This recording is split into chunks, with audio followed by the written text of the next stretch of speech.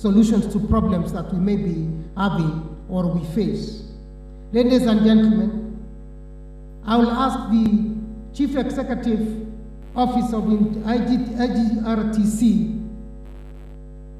Dr. Kipkurui Chepkwony, to come and introduce members, committee members, and then we move to the panel discussion. I believe we are going to have the best discussions for 2024, discussions that we haven't had for a while. Daktari, karibu, asante. Thank you, Karuti Kanyiga. The PS for Devolution, State Department, Teresa Mbaika, our Chair, IGRTC, Kidinji Kirago. We also have the Deputy Governor for Nakuru County Government, Dr. Kones.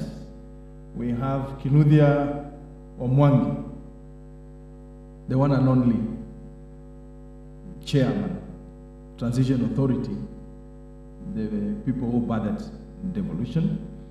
The honorable members of IGRTC, the honorable speakers present from the county assemblies, county secretaries present, the CECs present, CEOs present, the clerks of the county assemblies present, the representatives from COG, State Department for Devolution, and other government agencies, colleague CEOs from different agencies who are present with us, my colleagues at IGRTC. Let me take this opportunity to say good morning. Good morning once again. I take this opportunity to welcome all of you to this symposium, and we are honored by your presence and your turnout for this meeting. I'll do a brief introduction of those of us who are here so that we are all recognized and so that we are able to progress with the program. First, let me start with my colleagues, staff at the IGRTC, so that you're able to identify them. They will be available to coordinate and assist you where need be. IGRTC staff, kindly, let's rise. IGRTC staff, a majority of them are already standing, so your hands up kindly. Those are my colleagues at IGRTC. They will be on standby to support and assist where need be. Asanteni. We have staff and the Secretariat from County Assemblies Forum, CAF. All right, there they are at the back, Nyawira, Karibu. We have also COG. Are they here already? COG. Thank you. I will proceed to recognize also the clerks from the county assemblies. Kindly rise. I did Asanteni and Karibuni, clerks from the county assemblies. We have the directors, devolution, from the county governments, the executive. Kindly, if we can rise. Oh, thank you. That's a good turn-up. Asanteni. Thank you so much. We will then proceed to the CEOs from the county governments. Thank you for coming. Asanteni. We'll be able to read out the counties that are represented as we populate the list. And as you have noticed, I want to confirm that all of you have been able to register through the QR code that was availed. We'll be able to populate the attendance list from there. I'll then proceed to the CECs present here from the county assemblies, county governments. CECs present, kindly, we are here. Right, then we have the county secretaries. County secretaries, Karibuni Sana, I see you. Asanteni. We have the CEOs from the various government agencies. I did see the CEO from KNLS. Yes, Karibu Sana. Thank you for coming. We also have, I know, the representatives from ACT and my former CEO will be having a moment to speak to us. ACT, the people from ACT, led by Judy Oduma, I know they're here. Yes, there they are, Asanteni and Karibu.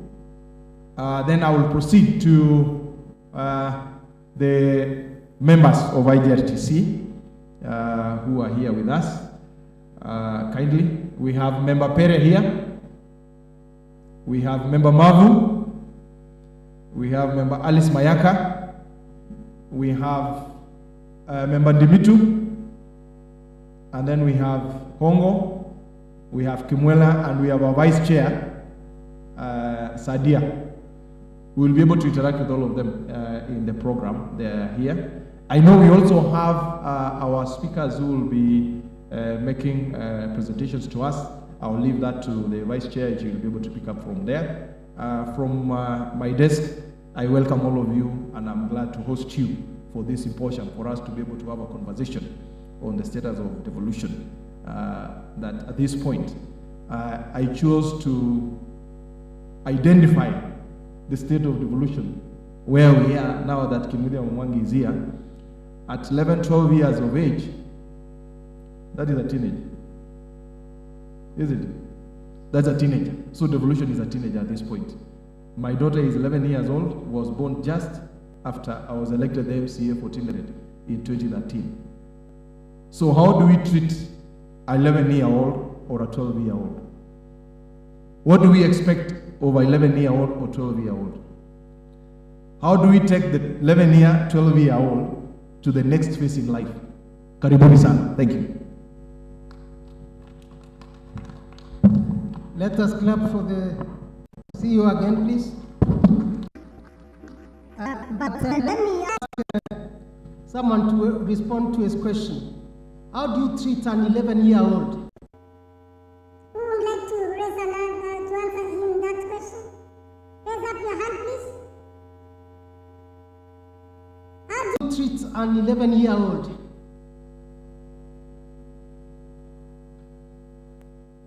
Yes?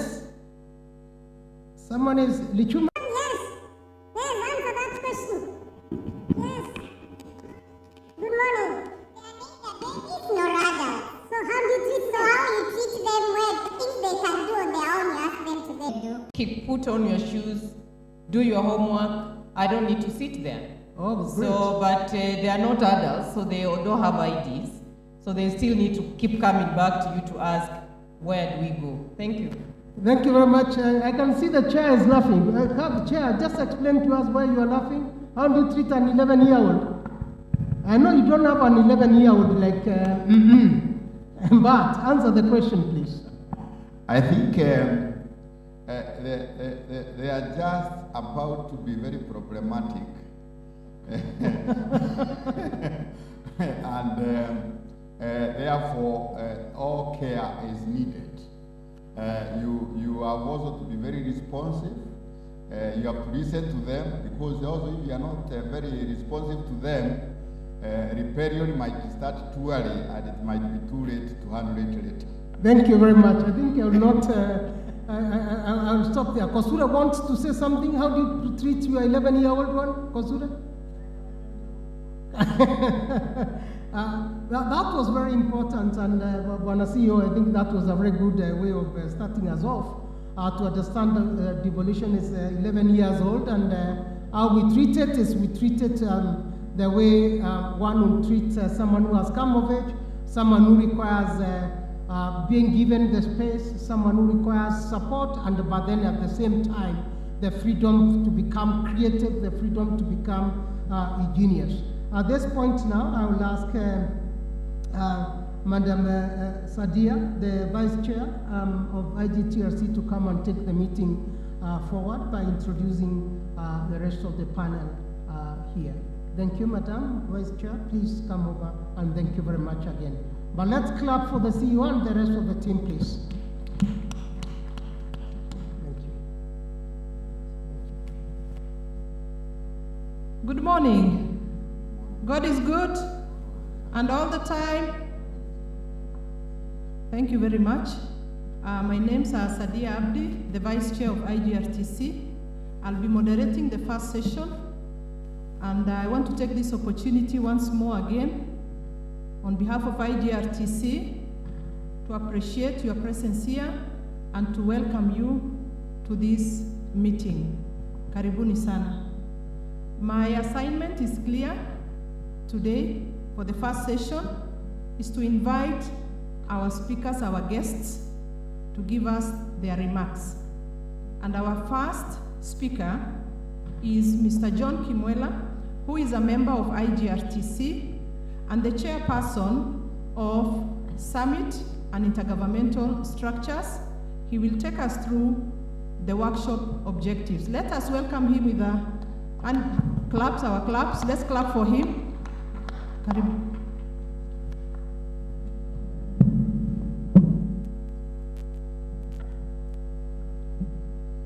Good morning.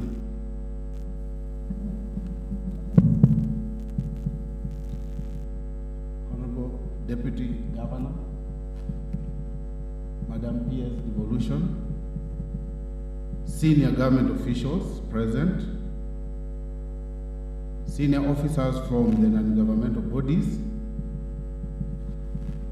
my fellow colleague members, Chair and CEO IGRCC, ladies and gentlemen,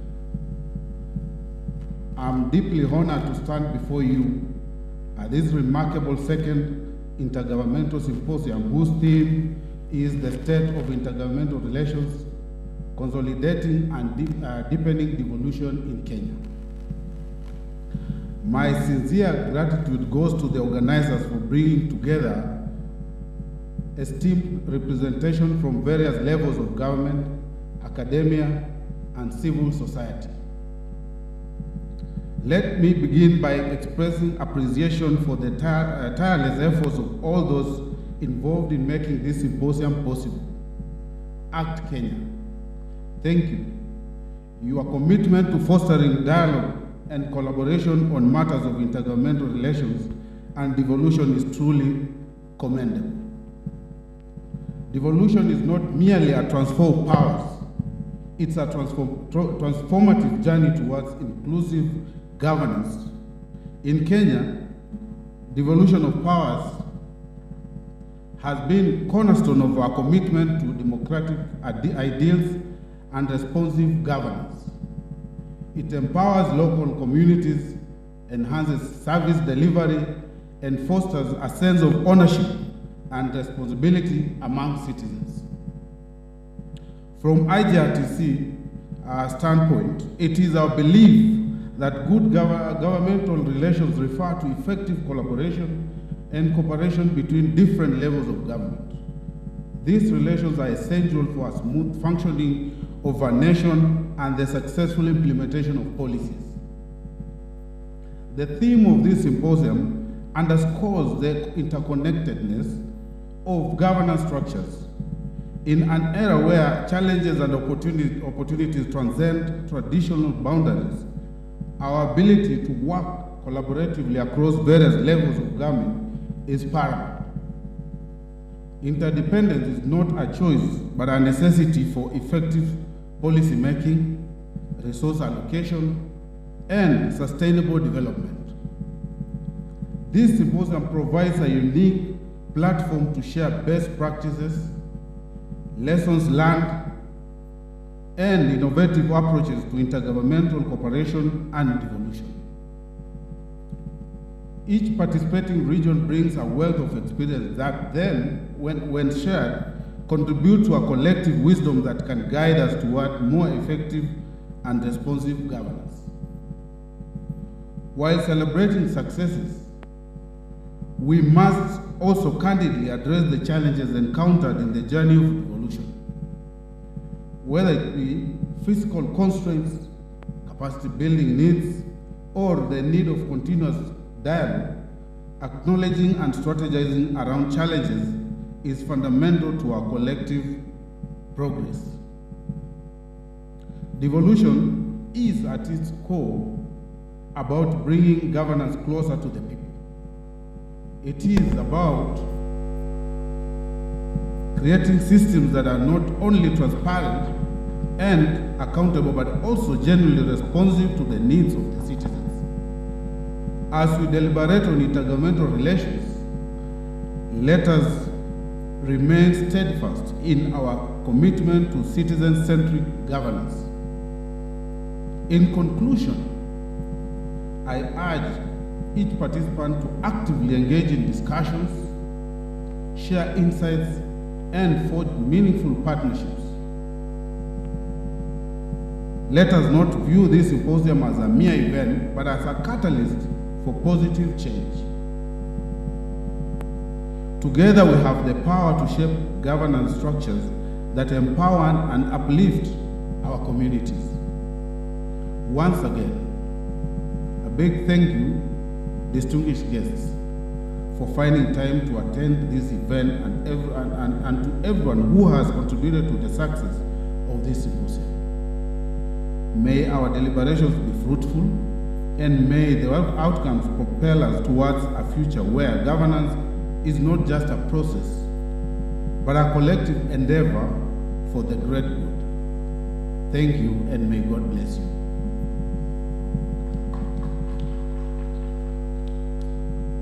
That hearty clap is not enough. Can we do better, please, for Mr. John Kimwela? Thank you very much.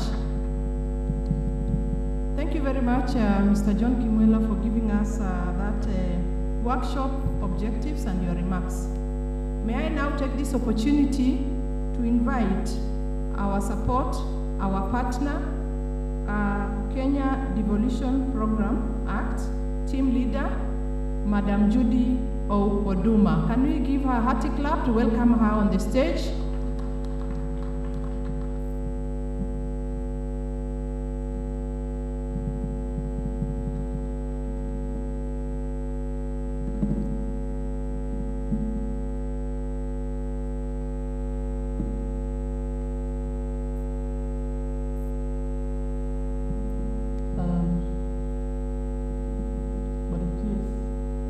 State Department for Devolution, the DG, Honorable Kones from Nakuru County, my colleagues from IGRTC, the Chair, the CEO, IGRTC. I can see honorable speakers, my very good friend from the National Assembly, Honorable Ochieng, welcome. All protocol observed. Good morning. I think for me it's really a great pleasure to be here today, having worked with IGRTC for, I think, a very long time now, to see to it that we strengthen devolution. The Kenya Devolution Program is a program that seeks to deepen devolution, and is a successor program for the former Ahadi program. CEO IGRTC, both you and I, remember we worked alongside Ahadi to ensure we strengthen the organization which we are working together with, to see to it that we deliver services and to strengthen the county assemblies.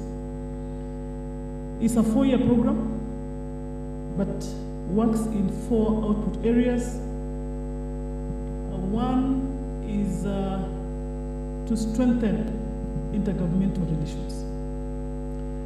And number 2, we seek to strengthen county governments' economic planning and development, but also on source revenue. I think we all know, Madam PS, OSR is a critical component if we must see devolution work in this country. But that also encompasses issues of trade and development, investment, the blue economy. We just came from Homa Bay last week, and we were proudly able to support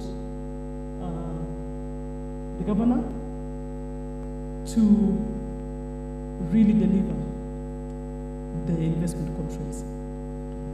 3 is actually on the other issue of participatory approaches. how do we incorporate social accountability processes in the work that we do as counties. And of course, finally, the issue around research and evidence-based learning in order to inform policy and legislation. Colleagues, peers, I think we all know that intergovernmental relations really refers to interactions, basic interactions between and amongst governments within a non-centralized system of government. But this means, therefore, that there is need to facilitate support for us to have effective consultations, coordination, and cooperation between the national and the county governments, and amongst county governments. Sometimes we call it intra-governmental relations. We know that intergovernmental relations could be really cooperative, but involves institutions, cooperative institutions, and processes. IGRTC and its secretariat are the intermediaries between both levels of government that facilitate effective and harmonious devolved governance by promoting consultation. This consultation we're talking about, that's provided for in the Constitution. Promoting coordination, but also promoting cooperation. Pursuant to Section 12A of the IGR Act 2012, IGRTC is responsible for the day-to-day administration of the national and county governments, coordination summit. And it also oversees the residual functions of the transitional entity. I think very refreshing and good to see Mr. Omwangi here, because he headed the transition authority. And good to see that we are still here 10 years after to meet the new blood, the new crop. I'm sure most of these people do not know when they are sitting office. And for us as KDP, we have been consistent, and I think the CEO is here, in providing this kind of support to see to it that we strengthen this institution. I think, Chair, in our deliberations and discussions, in various sessions, in various conversations, we have been keen to see that we strengthen this coordination, these consultations through your office. Because IGR cannot work if we don't have a strengthened system, a strengthened institution. And so to improve this, KDP has been supporting the IGR, that's the IGRTC, in implementing various programs. I'll just list maybe 3 or 4 of them. One, we've been able to provide technical assistance to IGRTC through embedding our IGR and devolution expert. I think I saw Kosuri here. And through this support, the expert has been supporting and aligning various functions within IGRTC, including the finalization of the unbundling, assignment, and costing and transfer of functions. If you remember in the last summit, I think His Excellency the President was very keen. And I think, Madam P.S., good that you're here, because this is one of the key issues that we've been focusing on to make sure that it actually happens. We have also had this expert support institutionalization and operationalization of the gazettement of sectoral forums. 3, trying to support with preparation of inventories and liabilities of public entities, but also trying to have harmonization of intergovernmental relations related policies and legislation to ensure alignment with the Constitution of Kenya 2010. We have had also support going to IGRTC to implement decisions and resolutions of the National County and County Government Coordinating Summit. One, I think we had almost 3 weeks running supporting the drafting retreat to finalize the analysis, the unbundling, and transfer of all pending functions two county governments for presentation to the summit. We supported the convening, but also are clear that you're going to support the publication of these documents. KDP will continue to support IGRTC in tracking the resolutions of the 10th Ordinary Summit.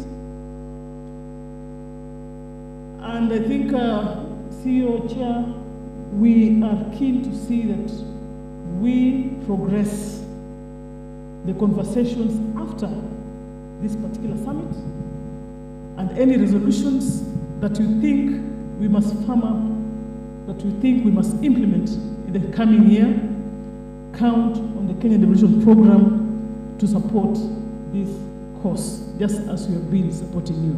So just to mention those few comments and areas we've been supporting, but to also congratulate you for organizing a very good summit. So we'll be on point to continue work with your technical team and yourself, Chair, and the PS devolution to see to it that we strengthen intergovernmental relations so that we can actually facilitate ease when it comes to delivery of services to Kenyans. Thank you very much.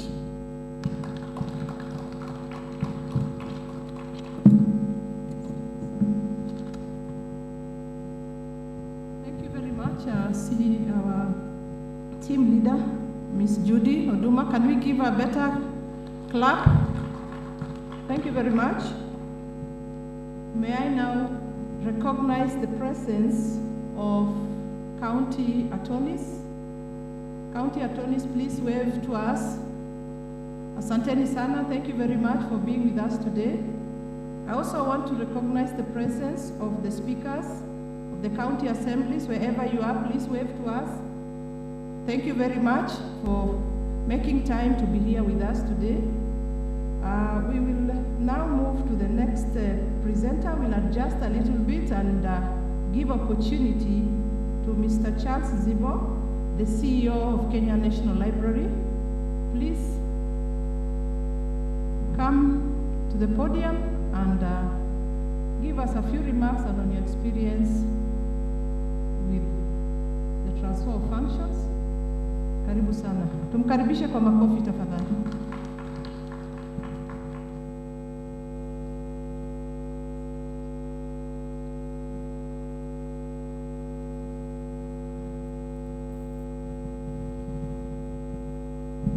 To the PS, devolution, the chairman, IGRTC, the former chair of the Transition Authority,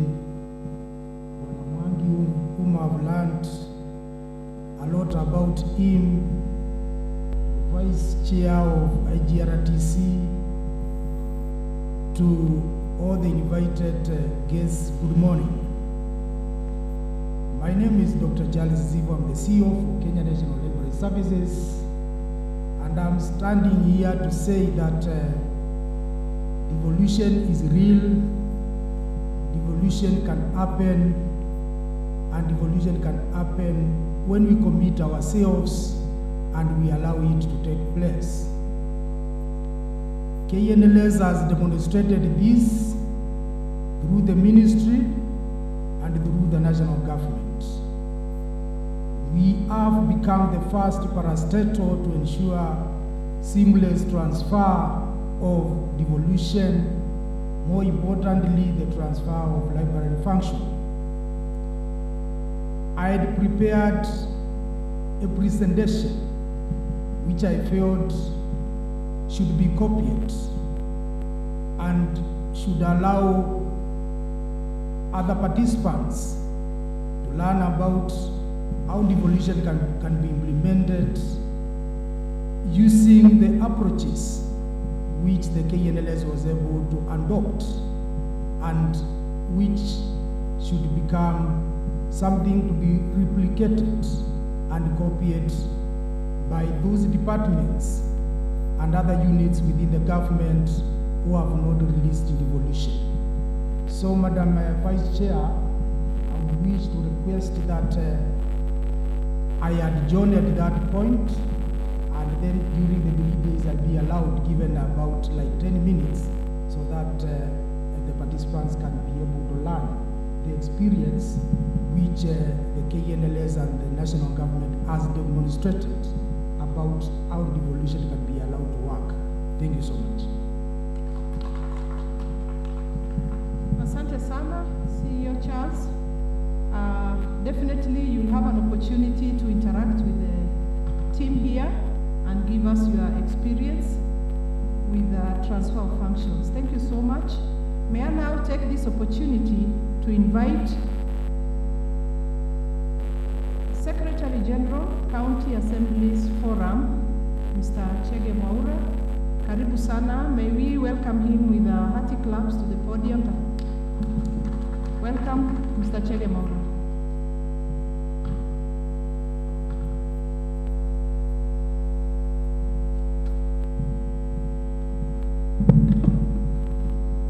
Thank you, Madam DS, State Devolution, the Chair, IGRTC, former Chair, Transitional Authority, Team Leader, Madam Judy Oduma, who also served greatly in the County Assemblies Forum, distinguished guests, esteemed delegates, good morning. I stand here as the Secretary General of the County Assemblies Forum.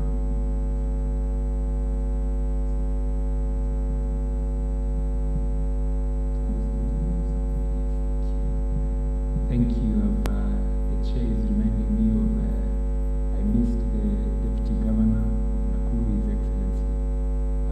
Karibu sana. My apologies for that. Distinguished ladies and gentlemen, I'm here on behalf of the 47 county assemblies with their speakers and 2,238 members of the county assemblies who form the legislative arms in the county assemblies.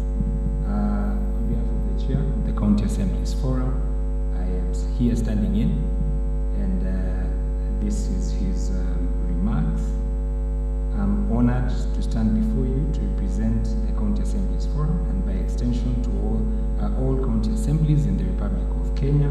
I extend my gratitude for the opportunity to address this esteemed gathering at the second Intergovernmental Relations Symposium under the theme to provide a platform for in-depth deliberation for deepening and strengthening IGR and devolution practices within the devolution governance system. First and foremost, I wish to reaffirm our unwavering commitment to supporting the Intergovernmental Relations Technical Committee in finalizing the transfer of functions from the national to the county governments as stipulated under Schedule 4 of the Constitution of Kenya. This collaborative effort between the national government and the county governments is pivotal in achieving the goals of devolution and enhancing service delivery at the grassroots level. As you are aware, the county assemblies play a key role in the legislation, oversight and representation. As such, it is imperative that the unbundling and transfer of functions is completed to ensure effective oversight of the county executive and by extension, the efficient delivery of services to our citizens. It is our hope that during this conference, IGRTC will share with us the status of transfer of functions and valuation of counties' assets and liabilities. In line with this, county assemblies also play a key role in oversighting implementation of transfer of functions and to support the assemblies in this endeavor, which we urge the IGRTC to also share these reports with the county assemblies. In addition, we also wish to implore upon the national government to ensure that transfer of functions is followed by its requisite funding to the effective implementation of the functions. Ladies and gentlemen, Section 10 of the Intergovernmental Relations Act mandate IGRTC to share and disseminate annual reports of the National and County Coordination Summit to all legislatures, including the county assemblies. The provision stipulates that the summit shall submit an annual report to the National Assembly, the Senate, and the county assemblies within 3 months after the end of every financial year. However, we note with concerned that these reports have not been received, at least at the county assemblies, and we acknowledge the existence of a lacuna in law, particularly concerning the effective procedure of tabling an external report in the county assemblies. CAF is aware of the legislative gap in this regard, where regulations, the Intergovernmental Regulations, General Regulations of 2020, were developed but were not adopted for implementation. Pursuant to Section 10(1) of the Act, the summit should submit the annual reports to the relevant authorities.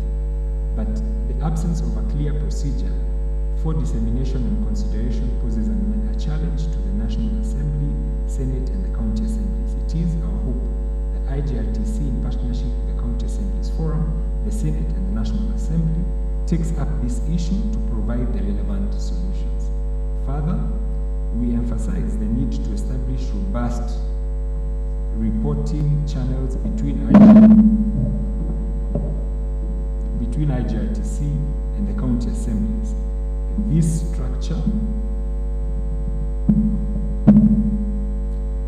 structured communication will facilitate the seamless flow of information, ensuring timely dissemination of relevant updates and feedback mechanisms. Currently, there is no procedure for the county assembly's feedback to the coordinating summit, reports to be submitted and considered at the summit.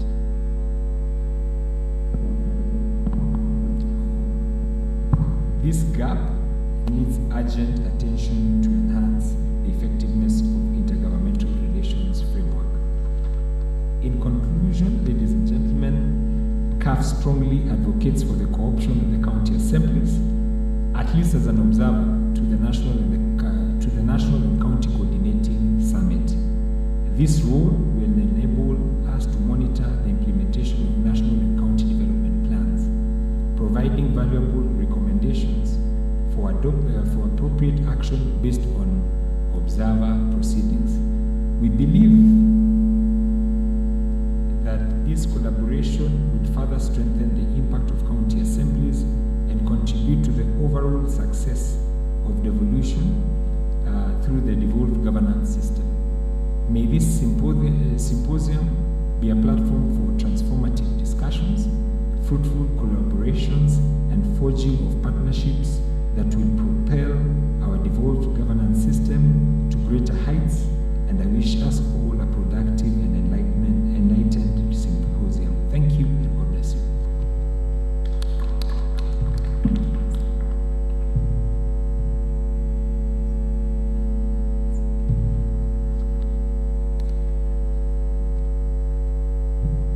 Thank you very much, Honorable Chege Mwaura, for that presentation.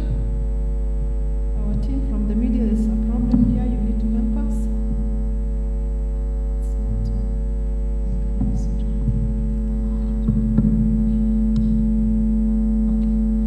Thank you very much. And may I now take this opportunity to recognize the presence of Honorable David Ochieng. Honorable, karibu sana, and thank you very much for finding time to be with us today. I also want to take this opportunity to recognize the presence of the Principal Secretary, State Department for Industrialization, Dr. Juma Mkwana. Karibu sana, PS, and thank you very much for finding time to be with us today.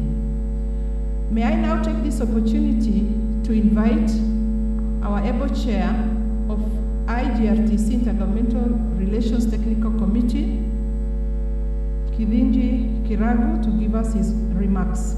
Let's give him a hearty clap as he comes to the podium. Karibu sana. Thank you very much, Madam Vice Chairperson, Madam Sandia,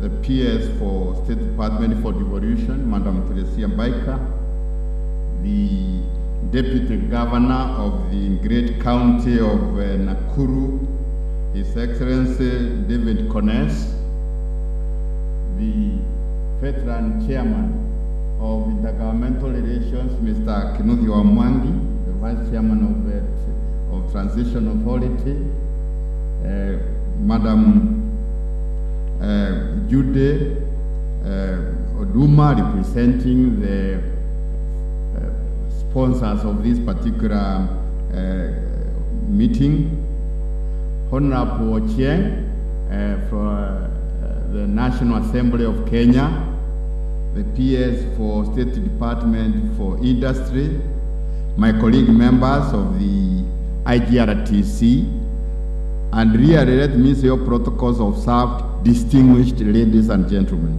Good morning. I want to start by thanking each and every one of you for being here for this national conversation. IGRTC is here to listen, not to say, to listen. But IGRTC is very proud that we have come to do the conversation.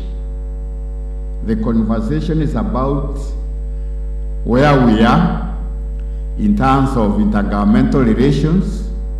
And this conversation is important because from IGRT's point of view, many of the issues, even the doubts, which are sometimes very loud about the future of devolution, about the state of devolution, have to do with the fact that intergovernmental relations are not as good as in fact prescribed by our own constitution.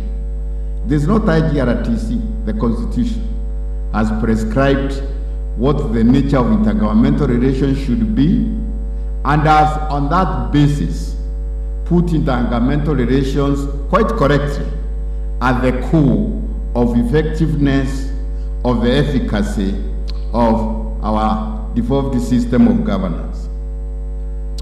I want to take this opportunity also on behalf of the committee to thank and commend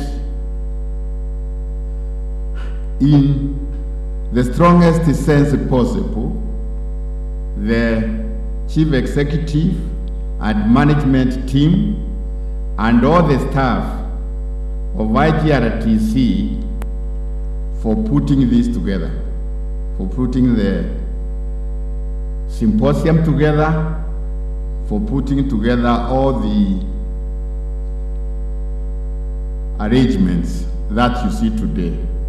Tafadhali mnisaidie tuwapigie makofi. I will not say much except just to expound one very important point which I've alluded to. First, let us all agree devolution is here to stay. It is at the core of the Constitution of 2010.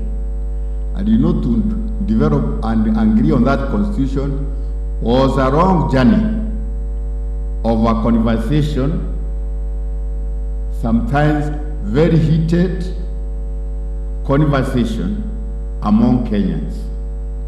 And they agreed they need a devolved system of governance.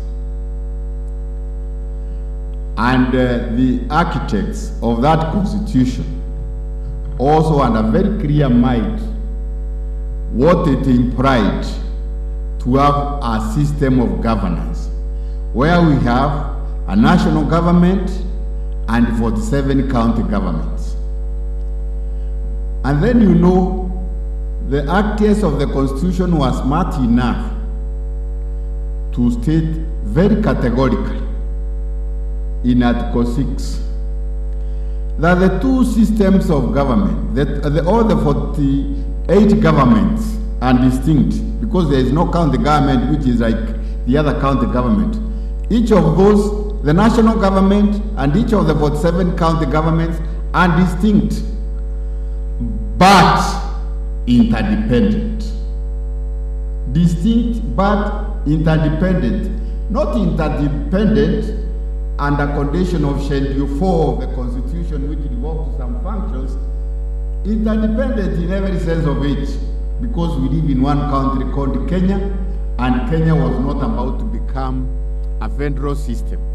But let me even add that even in a country like Nigeria, where they have a federal system, or even South Africa to a degree, but Nigeria is a very strong federal system, because I've worked there for the federal government and also for the county, for the federal states. The two systems are interdependent. And even in America, where we partly borrowed the spirit of federalism or decentralization by devolution, they're interdependent.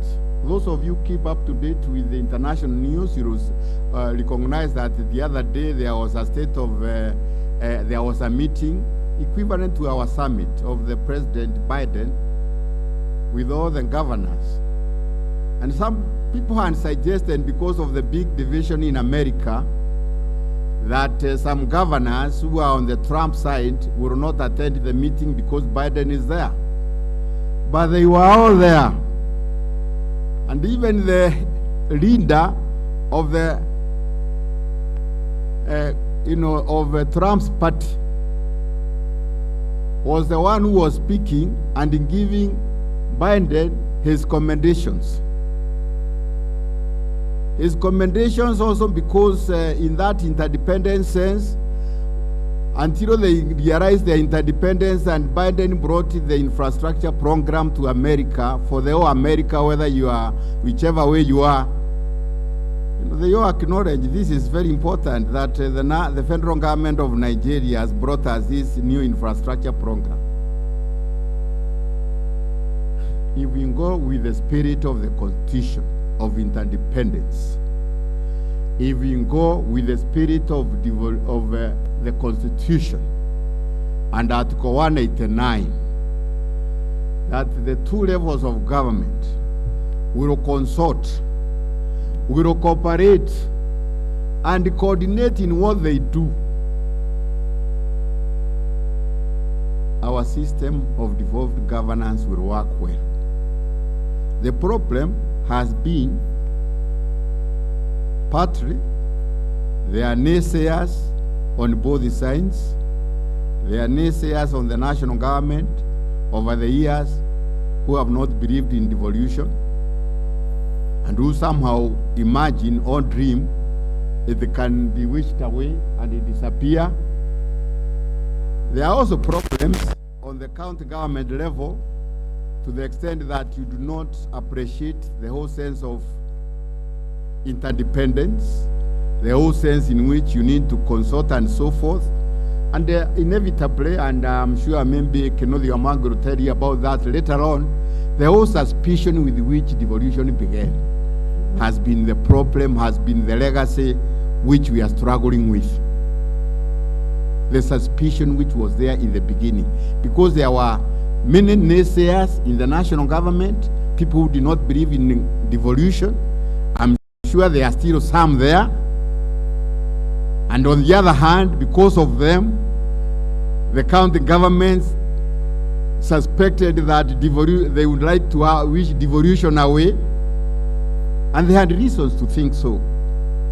We must move out of that legacy for our system of devolved governance to work in a way which enables both the national government and the county governments to deliver optimally, effectively, efficiently to the people of Kenya, for us to achieve the socio-economic transformation that we seek. I would say we are lucky as a nation in one particular respect today. I cannot speak for the cabinet, but I know I can say His Excellency the President, in the way he has even conducted the summit meetings, not just in the way he has talked, the way he has conducted summit meetings, the way he has orchestrated the implementation of the better socio-economic transformation agenda activities. His Excellency President William Samoei Ruto has a very clear mind that our system of devolved governance must work. For the better plan to be implemented smoothly rapidly and effectively for us to achieve the socio-economic transformation. Therefore, the political environment is ripe for all of us to start acting, to start conversing, to start collaborating in making devolution work. And it will work because there is no alternative for Kenya but for this system to work. The alternative is for somebody to start from a two-decade process of dismantling devolution. It can be done, but somebody would need to start with the spirit of, the veterans, Papa and others, and Kina Orengos and Kina Wamwangis and so on, to dismantle devolution. It's going to take 2 decades if that is the journey you want to start. But I'm sure there is none of you who is here, and unfortunately or fortunately, because it's unfortunate if they are not here because we would like to convince them that that is not a good journey to start. So let us all agree devolution is here to start to work, and it must work. Having made those many remarks, let me once again invite you to this conversation. This symposium is a national conversation about devolution, but specifically how intergovernmental relations can support and ensure that devolution is consolidated, devolution is deepened. Now permit me, ladies and gentlemen, to invite our host in terms of account on behalf of the governor, no other than the able deputy governor of the great county of Nakuru, His Excellency David Kones, to make his opening remarks. Tafadhali apigwe makofi ya kukaribisha. Na iwe makofi mazuri, manake, devolution also is going to require us to apply the necessary energies for it to work. Karibu sana, makofi tena.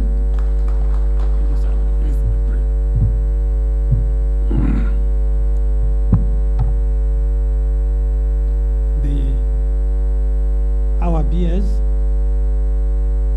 the State Department for Devolution, Teresia Baiga, our Chairman, ITRTC, our first Chair, Transitional Authority, Wanamwangi,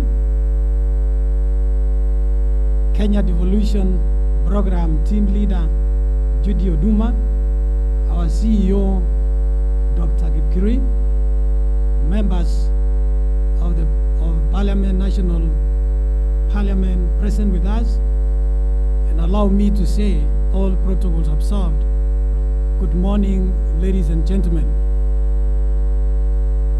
Now, allow me to communicate Her Excellency Susan Kihiga regards to you all. This is an important meeting that is geared towards enhancing delivery of service through effective devolution. Through IGRTC, the Intergovernmental County Committees identified assets associated with devolved functions. Currently, valuation of these assets is ongoing with a view of transferring them. We hope that at the end of this symposium, concrete proposals will be reached, culminating in the eventual transfer of all the functions or particularized in schedule of the Constitution. We also hope that the resources will follow those functions. I once again welcome you to Naivasha, developed as a MICE destination. And I want you to feel free when you are here. I know we are here to interact so that we gain from one another, because I know there is no development which can take place in a cultural vacuum. There must be an interactive forum where there is cross-fertilization of ideas and experience so that we learn from one another. So welcome to Nakuru County, a county of great opportunities, a county which has got a lot of tourist attraction. For the visitors who are coming here to Nakuru for the first time, we have got 6 major lakes, the only county with numerous lakes, and also it is the only county which is called a county of girls, because quite a number of our leaders, starting from our governor, members of parliament, members of county assembly, the majority are women. So it is a very unique county. It's a very unique county, and we welcome you so that you can experience quite a lot in our county. Thank you very much, and may God bless you.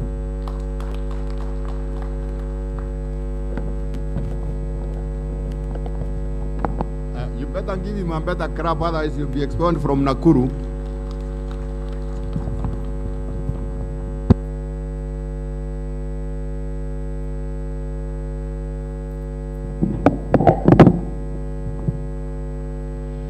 Now, ladies and gentlemen, I want you to put your hands together.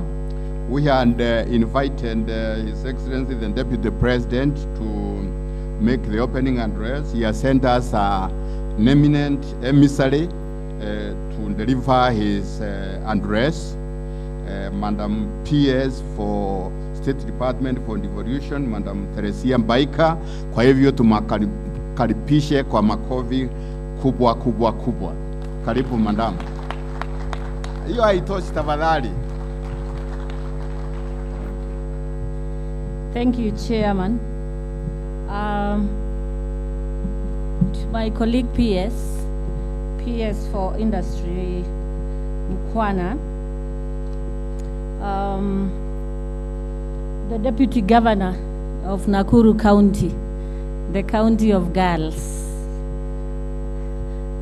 I'm very sure most of the girls seated there did not get that clear. It's called the County of Girls.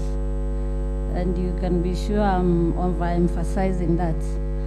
The Chair IGRTC and your members of the committee and the management team led by the CEO,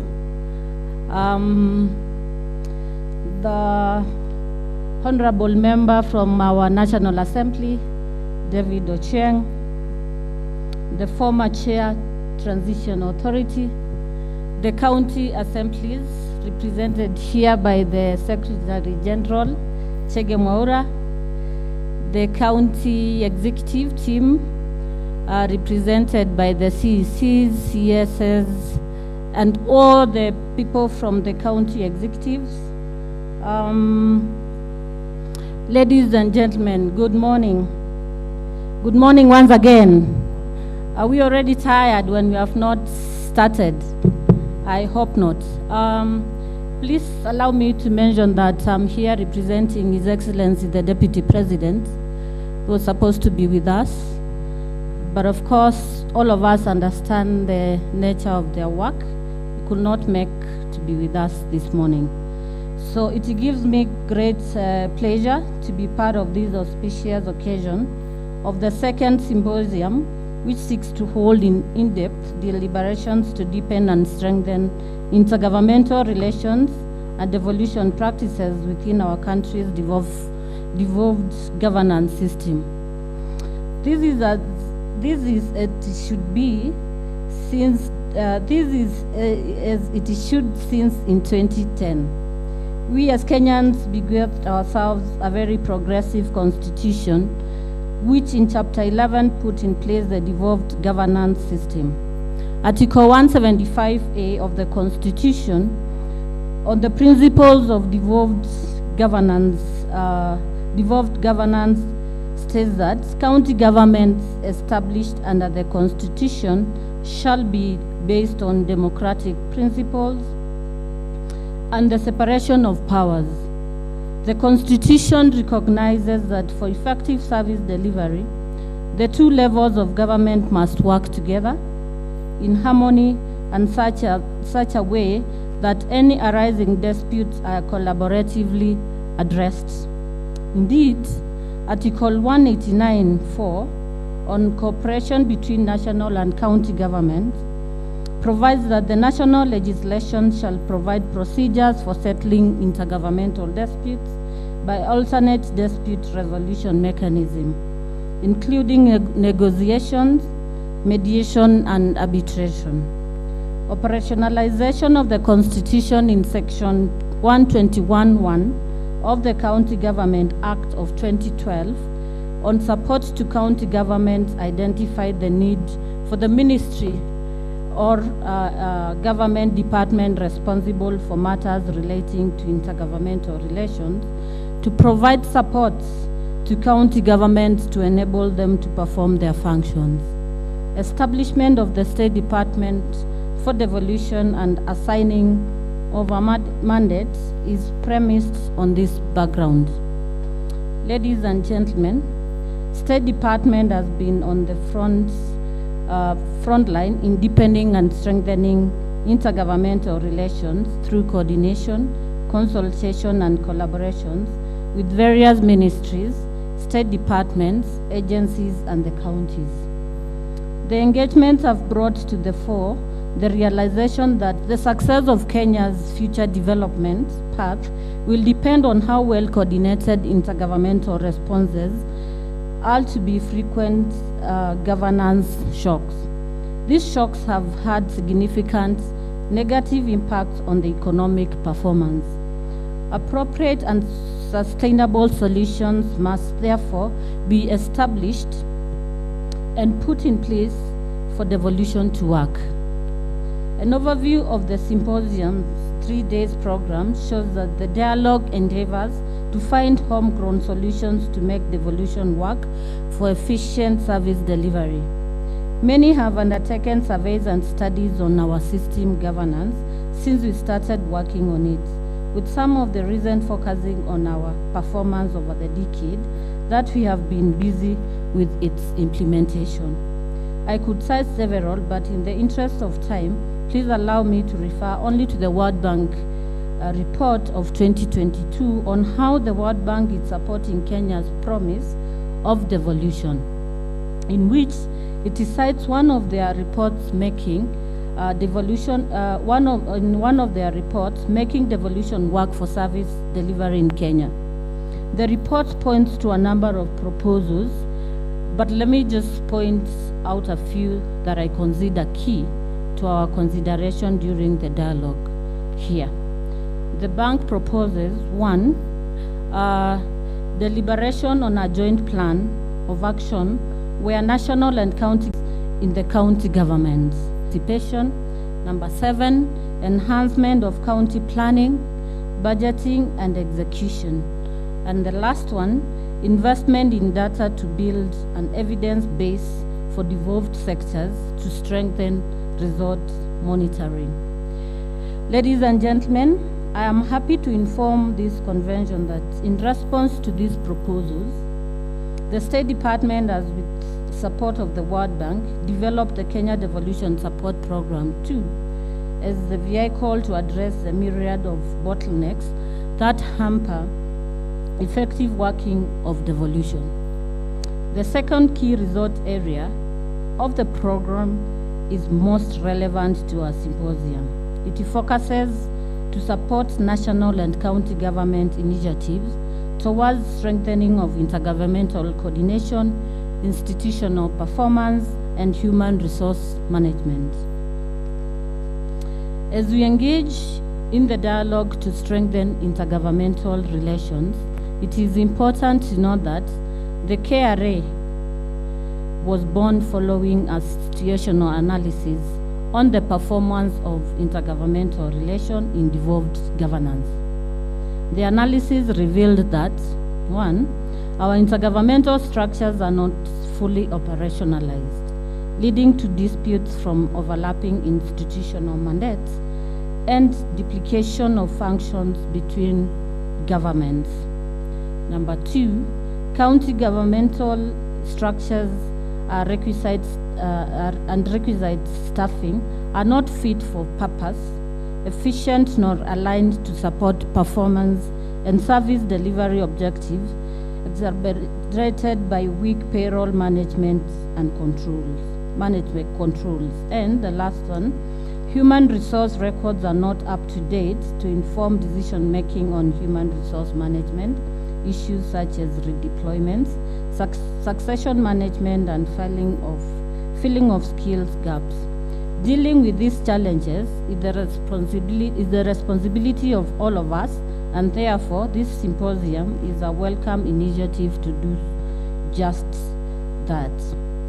The State Department for Devolution is leading from the front in addressing the noted challenges and more.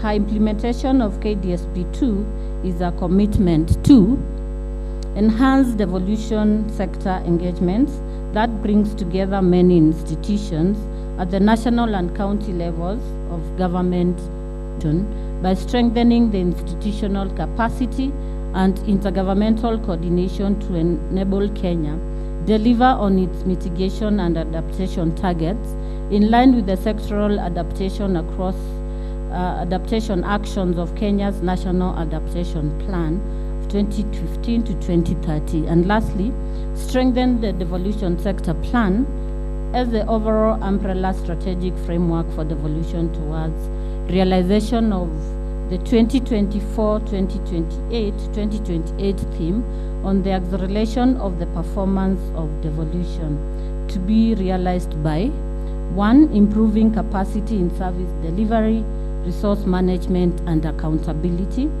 2. Improving access to decentralized services. 3. Ensuring effective participation by communities in governance and socioeconomic development. And last, strengthening intergovernmental cooperation and collaboration for resolution of emerging issues in devolution.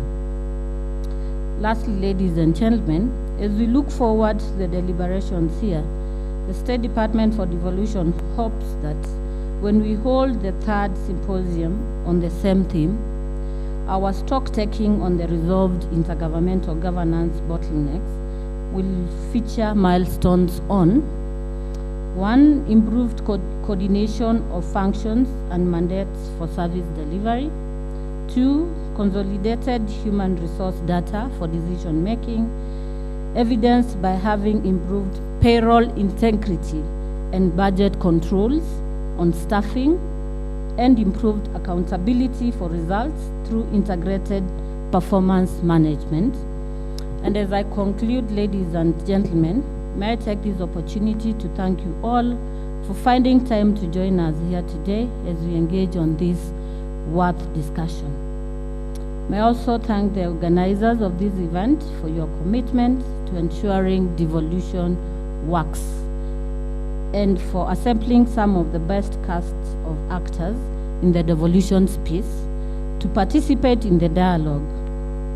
The State Department for Devolution commits to facilitating relevant actions towards implementation of the symposium's resolution. Pamoja tuimarishe ugatuzi. God bless you all. God bless Kenya. Thank you very much. And before I sit, please allow me to note a few things. And SG, I note what you have talked about on sharing of information and reports by IGRTC with the assemblies from summit, and also on the ongoing activities on the transfer of functions. Chair, please, and your team note that. You also mentioned of the lacuna in law, evaluated, and IGRTC is working on the legal document for transfer to the counties. We are in phase 2, where we are working on the lands and buildings. We are now in the 2nd week of the exercise, and our commitment is that we are going to finalize on this and subsequent transfer of the same to the county government. The government, through His Excellency the President in the last summit, the 10th summit, he pronounced committees on this exercise. Please, if you don't support the team which is on the ground from the national government, you can be sure we are not going to finalize this. And we want to say this for clarity. If your county is not committed on this, the counties which will be ready when you are finalizing on this, you're going to go ahead with this exercise and gazette and transfer these assets. Thank you very much. God bless you. Have a lovely day. Thank you. To be honest, that's not a good clap. Can we clap again for the Deputy President? And again, I think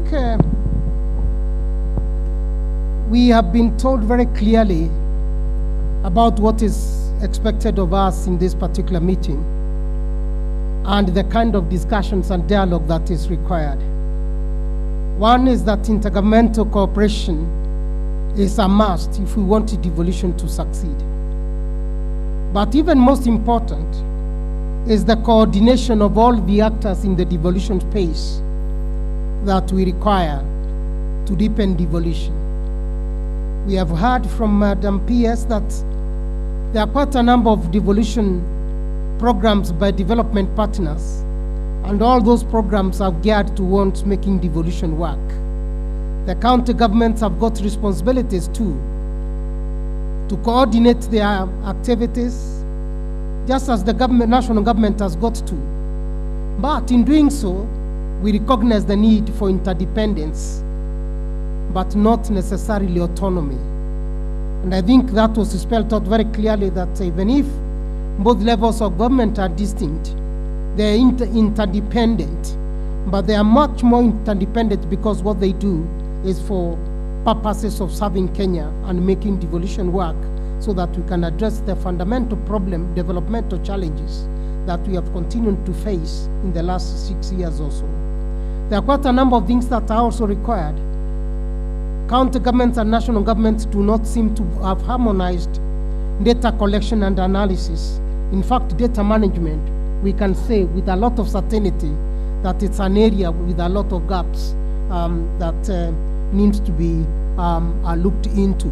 Because if you look at the payroll at the counties and the payroll at the national government, the kind of overlaps and the challenges we experience there are issues that should be addressed very carefully in order to make devolution work.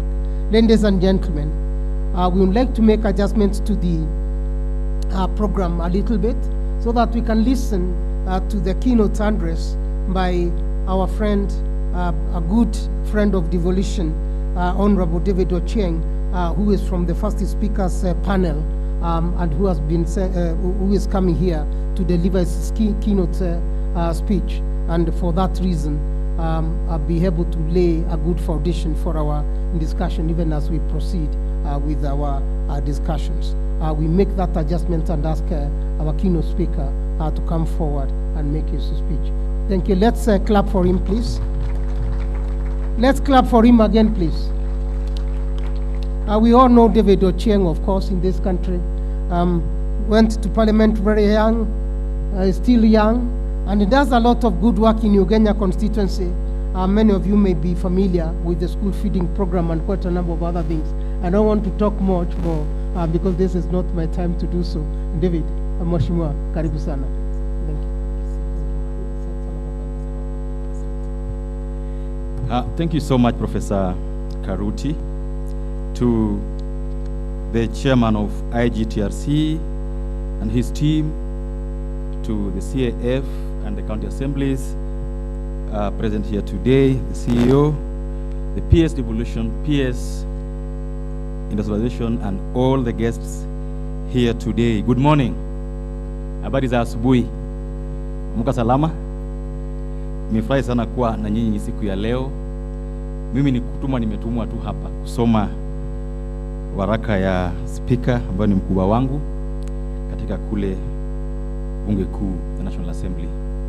But before I read his speech, I just wanted to tell you that, PS, this is the place we would rather be.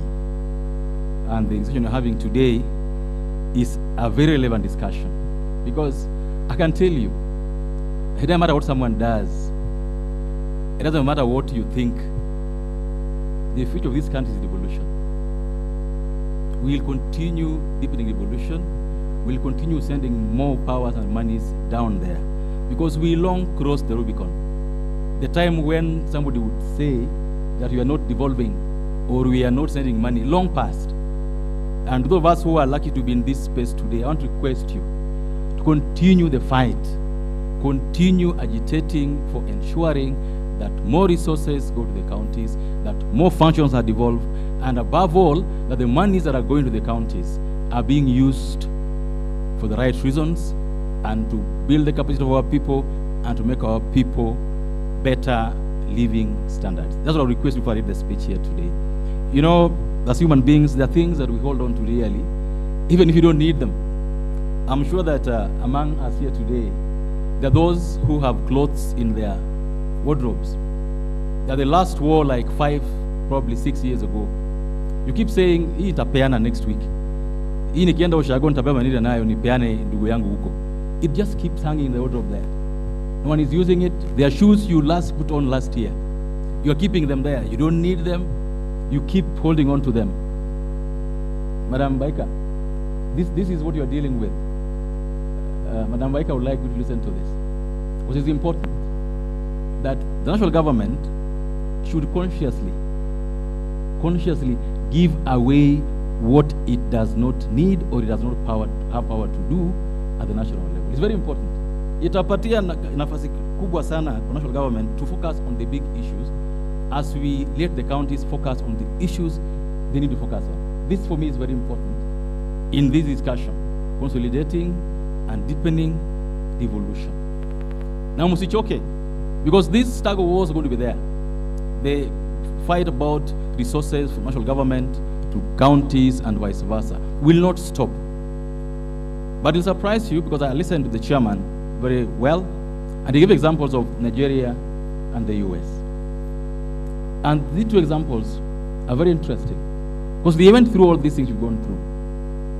But at the end of the day, it was decided that it's better to have resources more on the ground than at the center. And I'm sure that in the next 10, 15 years, even 20, we will see more reason in having more monies on the ground.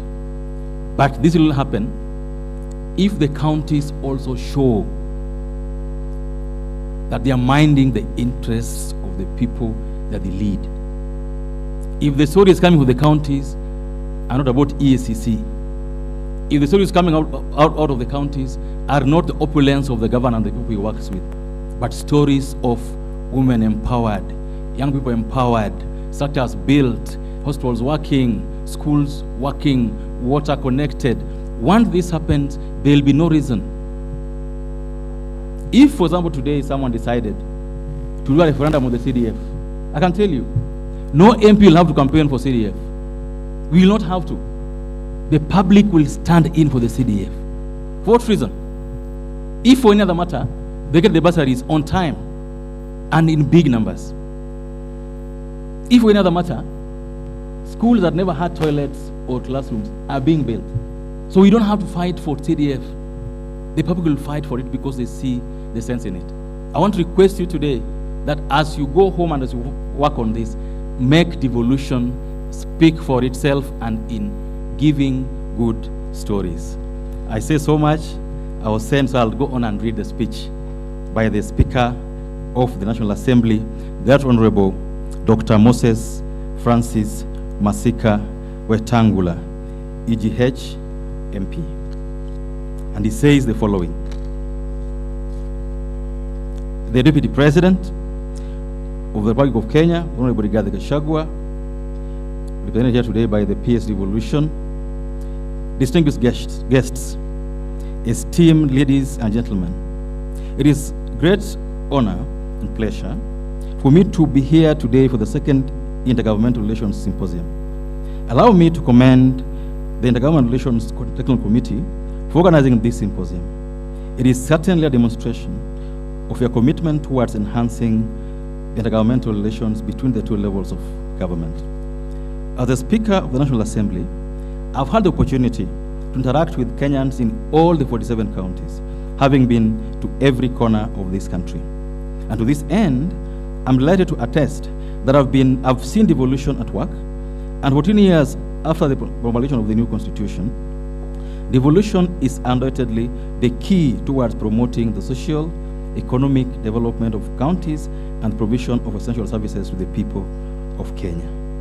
The drafters of the constitution in Article 6 defined the nature of the relationship between the two levels of government by first acknowledging that although the governments at the national and county levels are distinct, the two are interdependent and are required to conduct their mutual relations on the basis of consultation and cooperation.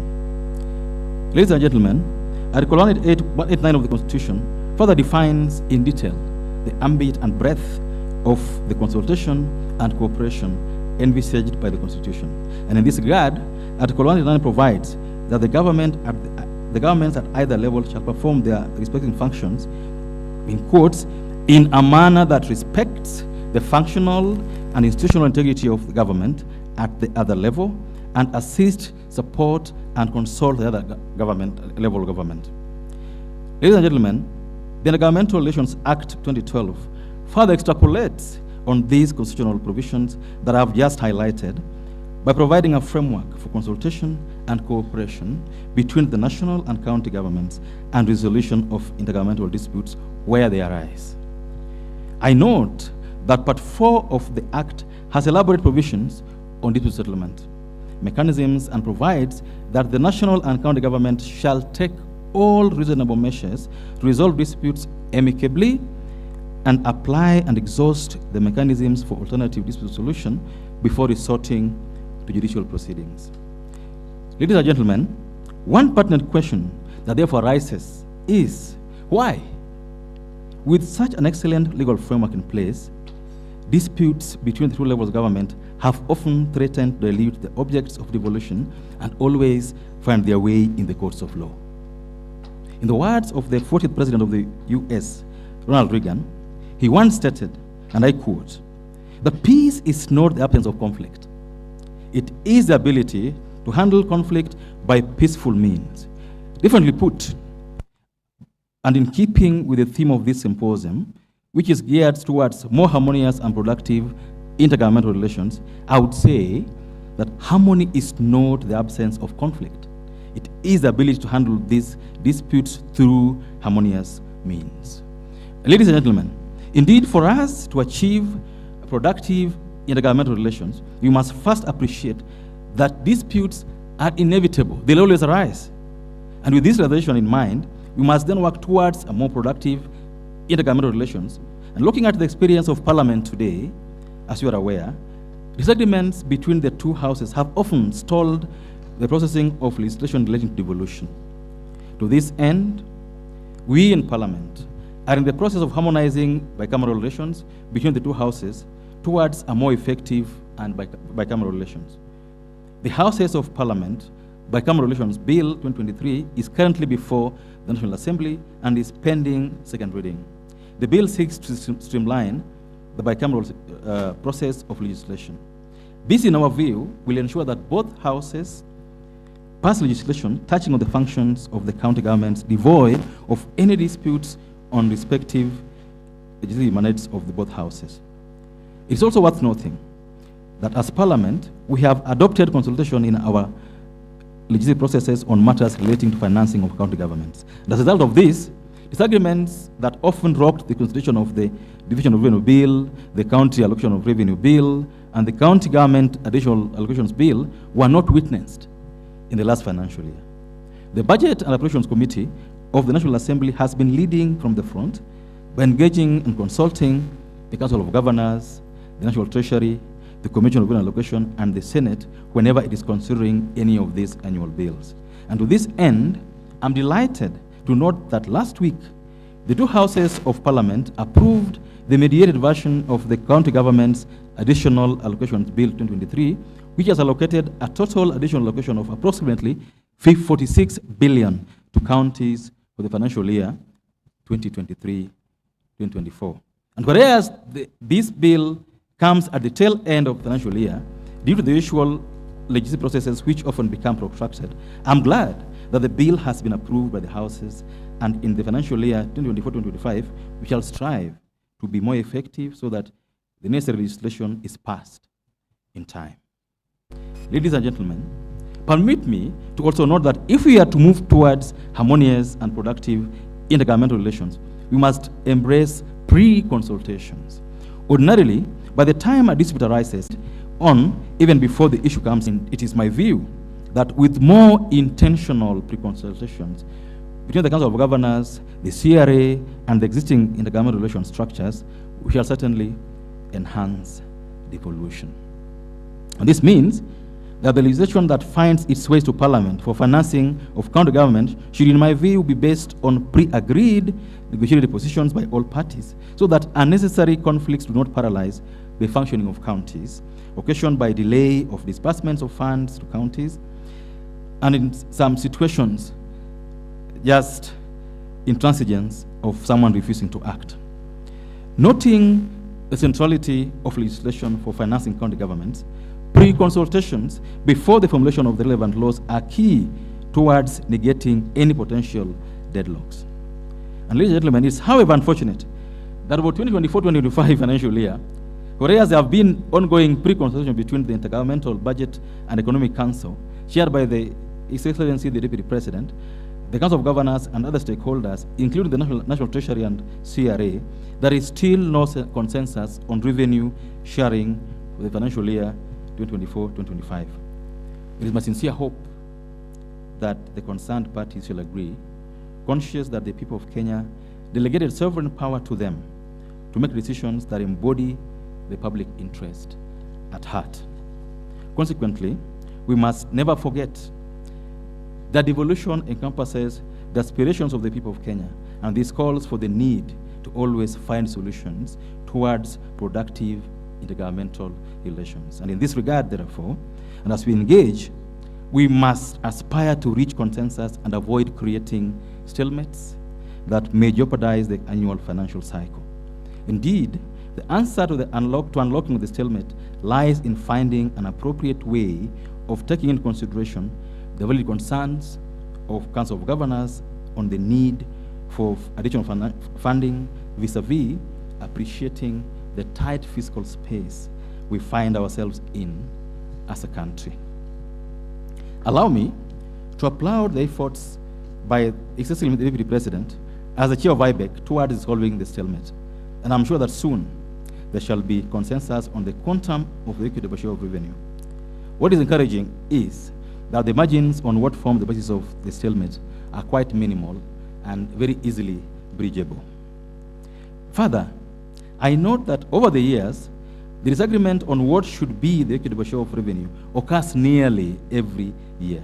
And for instance, in this financial year, the request by the Council of Governors for 50 billion as equitable share of the revenue to counties is based on the rising cost of inflation across various sectors that are devolved, rising costs of running the counties, and the expenditure arising out of the enhanced NSF contributions, social health insurance, and the housing levy contributions.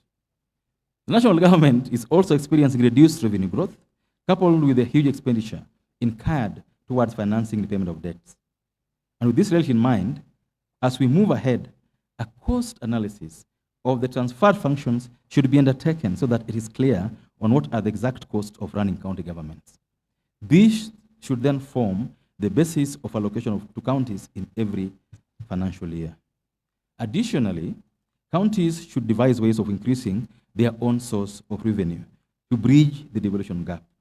It is worth noting that the dispute between the two levels of government is always largely about the financing of the county governments. If this is resolved, we will move towards a more productive intergovernmental relations, and enhanced own source of revenue for counties is hence critical towards ensuring adequate funding of the counties. Ladies and gentlemen, I'm delighted to note that Parliament is keen on enhancing the sources of revenue for counties. And as you may be aware, the County Government's Regional Allocations Bill of 2024, which was approved last week by Parliament, allocated counties and conditional allocations from the court fines and mineral royalties amounting to Kenya shillings 3 billion. On-source revenue from the share of mineral royalties to county governments and court fines by the national government from contribution of county legislation. However, beyond legislation, counties need to enhance their own source of revenue by embracing technology in revenue collection and minimizing leakage of public funds. Moving on, to achieve a more productive intergovernmental relations, there is also need to move away from adopting an adversarial approach toward dispute resolution between the two levels of government. And as stated earlier, the Intergovernmental Relations Act 2012 emphasizes the need for all parties to amicably resolve any disputes before resulting to judicial proceedings. I, however, note that this has not always been the case. Recently, for instance, a case relating to the Road Maintenance Levy Fund was filed in court challenging its allocation as equitable share of revenue. Notably, this was done amidst ongoing discussions between the National Assembly Committee on Transport and Roads with the Council of Governors and other relevant stakeholders on the need to review the relevant law to anchor the allocation of the RMLF to counties as conditional allocations. The case nearly threatened to paralyze the constitution of the County Government's Additional Allocations Bill 2023.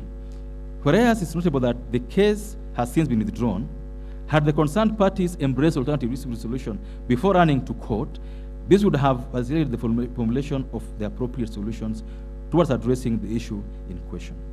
And consequently, to move towards a more productive intergovernmental relations, there is need to embrace the existing dispute resolution structures by the two levels of government. Finally, ladies and gentlemen, allow me to conclude by noting that the journey towards harmonious and productive intergovernmental relations cannot be achieved without strengthening the existing intergovernmental structures. This calls for goodwill from the two levels of government to ensure the implementation of negotiated positions between the relevant parties on any matter that is brought for dissolution. And without this, even with the best dispute resolution mechanisms, I repeat, without the goodwill, even with the best dispute resolution mechanisms, stalemates will be inevitable. I'm however delighted that the debate towards harmonious and productive intergovernmental relations is already here with us, and looking at the program for this particular symposium, I have no doubt that we shall reroute devolution to the trajectory of greater success. With these many and few remarks, I wish you fruitful deliberations and thank you. Signed, Right Honorable Dr. Moses Wetangula, EGH MP. Thank you and God bless you.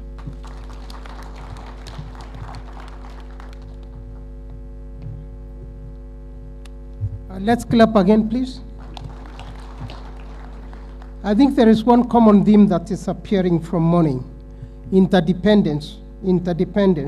But above everything else, we've been told that we have not exploited the space for alternative dispute resolution as we should in order to make devolution work. But I think something else that needs to be stressed is the need to utilize the resources in a much more effective manner in the counties, that the county governments have got a responsibility to use the resources that they get in a more effective manner so that people can believe in devolution. But I bet if we were to do studies, I don't think you are right about CDF. The counties would beat you hands down in terms of what people feel about CDF and what they feel about devolution. Nonetheless, I think I'm speaking with a lot of data in my mind that actually people want both CDF and they want devolution at the same time. But there are other things that people are worried about. But put together, everybody thinks that devolution is something that needs to be protected, defended, and promoted every now and then. Ladies and gentlemen, I would like us to proceed on to the next set of events now, and that is the launch of the strategic plan of the Intergovernmental Relations Technical Committee. To do so, I would be asking all our panelists seated here to proceed over to where we are launching the strategic plan. I'll ask the CEO to come over. All the members of RTC, please, committee members, please, members. This is your a great occasion on this. And I will ask also FCDO, Mr. Kono More, to come over, and the PS industrialization as well to join the team. PS Bwana Mkwana, Juma Mkwana, please join the team. And then Monica, please take over from now onwards and lead us into the launch of the IGRTC strategic plan. Monica, you are ready? Please give everyone a mic, and the CEO, get the CEO the mic, please. Get our CEO the mic.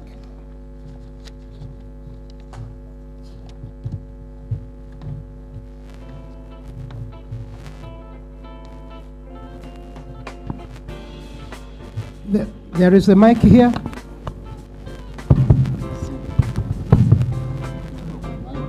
Monica? Oh, got one?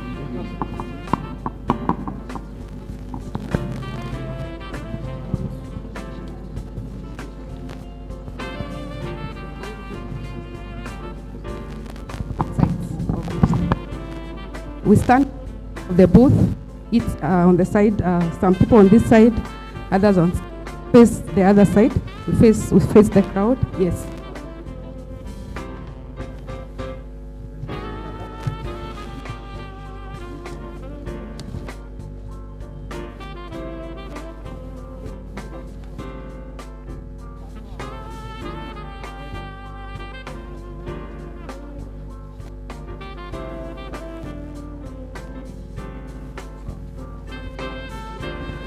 Yeah. In a count of 5, we launch our strategic plan 2023 to 2027. So in 5, 4, 3, 2, 1.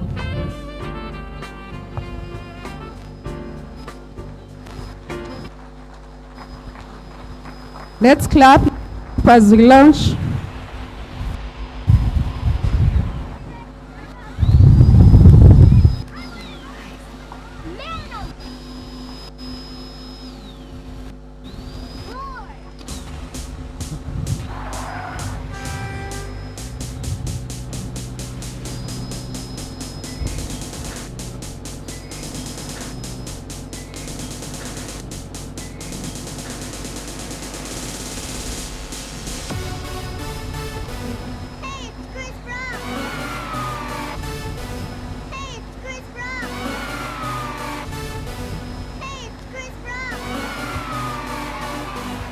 Thank you, thank you. We can take some photos here with our guests. Next dummy, as we hold the hard copies. See you. All right, thank you. Kindly. And Pioneer Chair, TA, first photo. First speaker, Honorable Ching. Yes, we can take that photo. And DG. Thank you.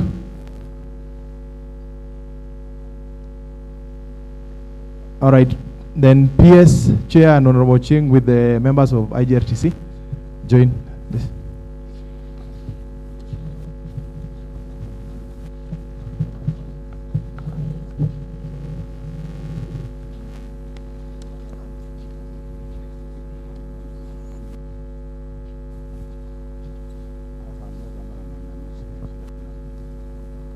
All right, thank you. I will request the PS and Honorable Ching again to remain there and chair. I will request the Secretary General CAF and Head of Delegation Judy, kindly join. Deputy Governor. SOCAT. PS will also have a photo with, thank you. No. All right, thank you. PSS with our chair and Honorable Ching. Honorable Ching, you are permanently there. All right. Thank you. SOCAT, and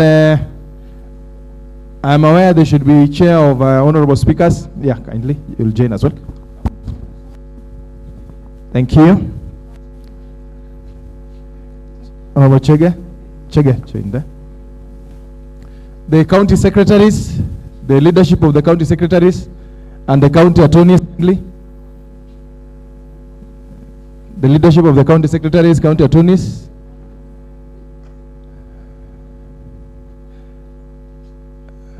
Thank you.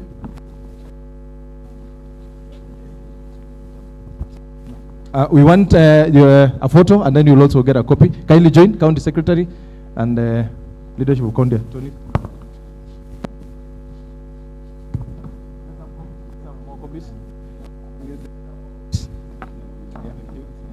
Here.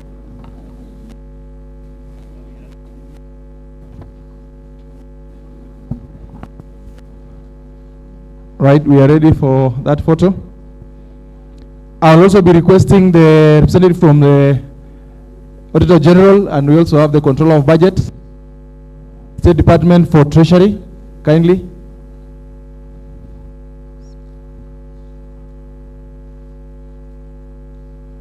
All right, thank you. Kindly, COB, OAG, kindly join PS and our permanent honorable members, kindly, and the PS for industrialization. More copies? Yes. Kindly come this way. Yeah, well, we have sufficient. Yeah. All right.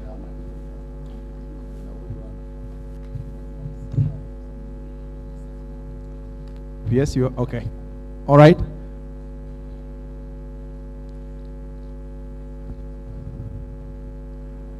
All right. Thank you. Now the secretariat, our IGRTC secretariat, the directors, kindly join the PS and honorable speaker. Oh, of course, secretariat by the CEO.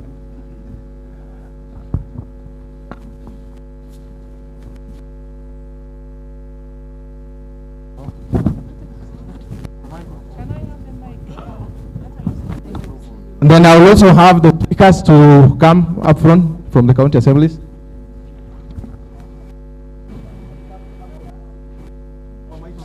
Help you.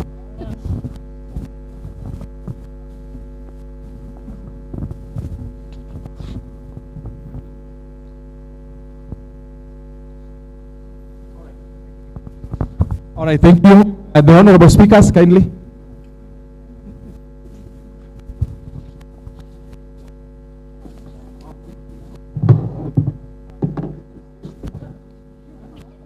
All right, the honorable speaker, they will also get copies. Yeah. And then we have state departments who are represented here, industrialization, and any other. Yeah, kindly.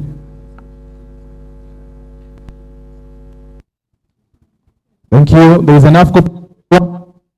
Thank you. The State Department.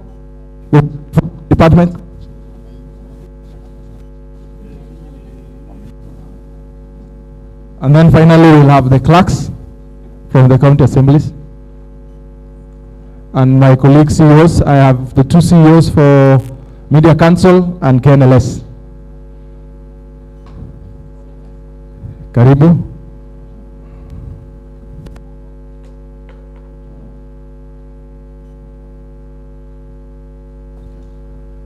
All right, clerks, kindly.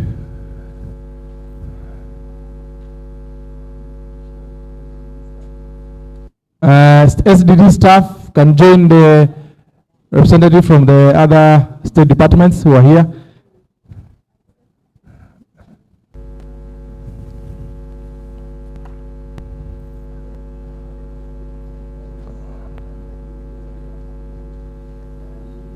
Thank you.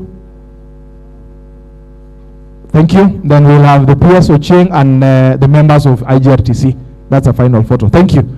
Members, kindly join the PS. Yeah.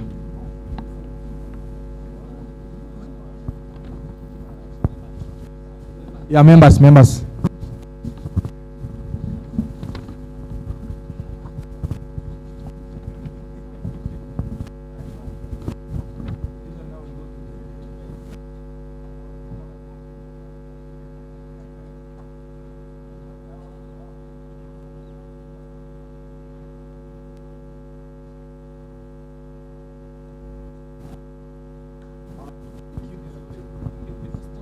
Thank you for the honor for the photo session. Back to Karuti. Okay. With the rotating one?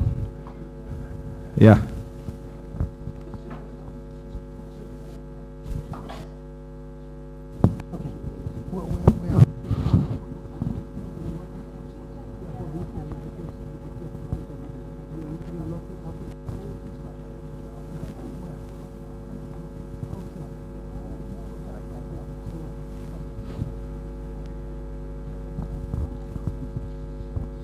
Thank you very much. Please don't go because we are going for a group photo with all of you as you take a cup of tea outside. Everyone, please, you are welcome for a cup of tea for just maximum 7.5 minutes. On the right, facing from the podium, on the right of the podium. That's where the tea is, and that's where we are going for a group photo, the panelists who are here. Everyone, please, let's go for tea for 7.5 minutes. And come back at 11:45. Yes, we are going for a group photo as well out here.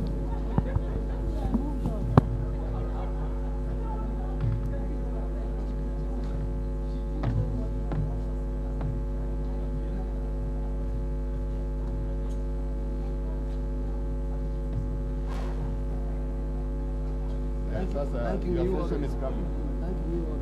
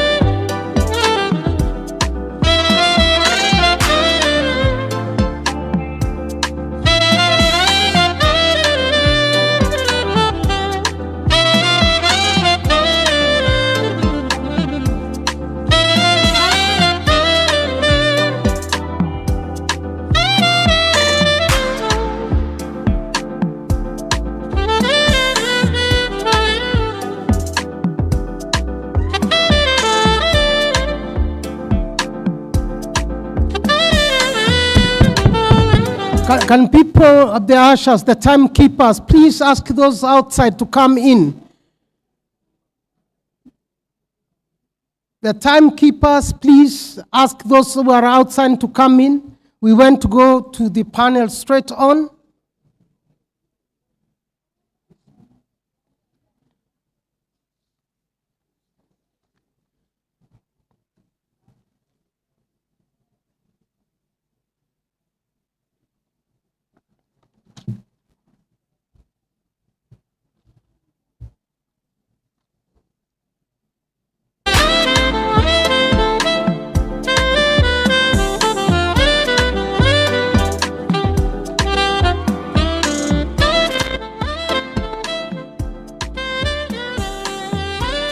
Victor Danga, please come forward if you don't mind.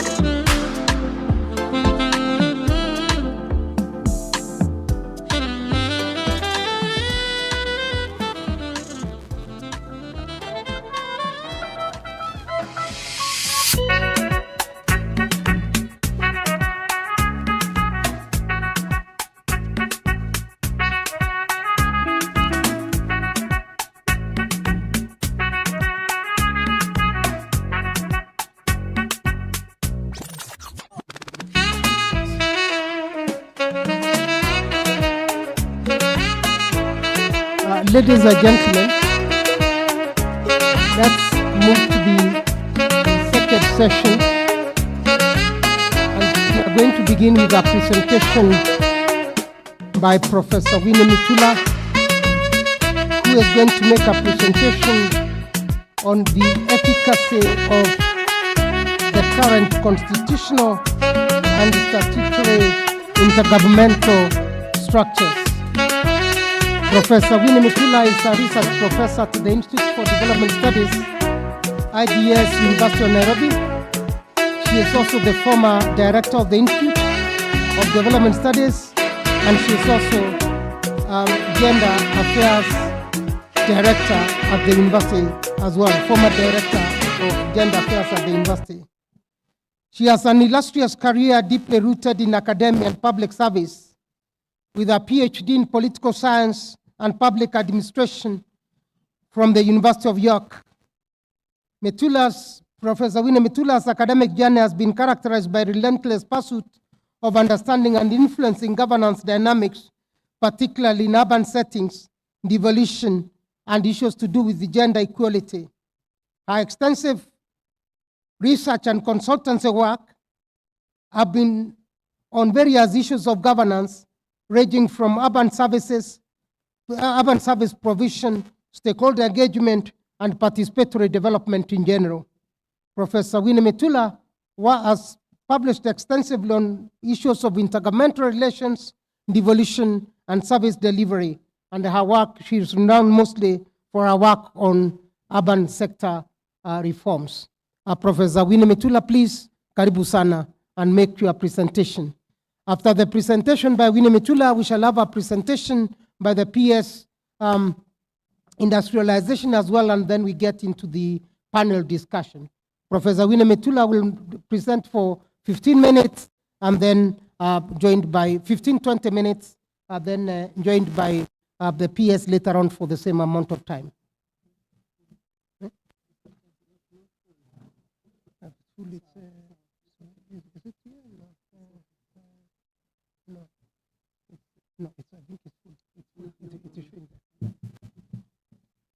Thank you very much, Professor Kanyinga. I know we are running out of time, so others might be will join us as we go along.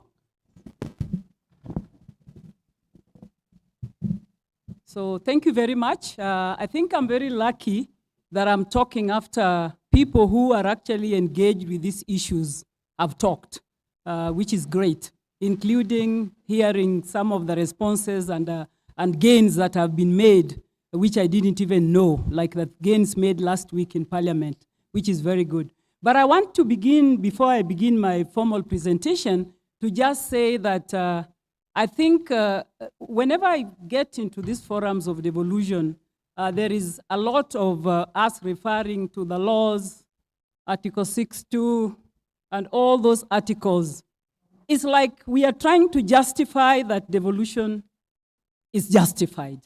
But I think devolution is there.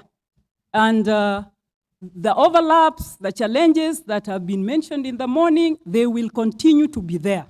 What is missing, which I can conclude and probably I can sit down and not present, is that we are not able to look at the issues that are facing us and deal with them along the path as we build on, including if there are laws, look for ways of either amending or wherever, and it has to be done within time bound. So those are the gaps of devolution. But devolution is on, and it's working, and I think we can only count the gains and we can only build it up. So let's not have doubts about whether it's not working or working.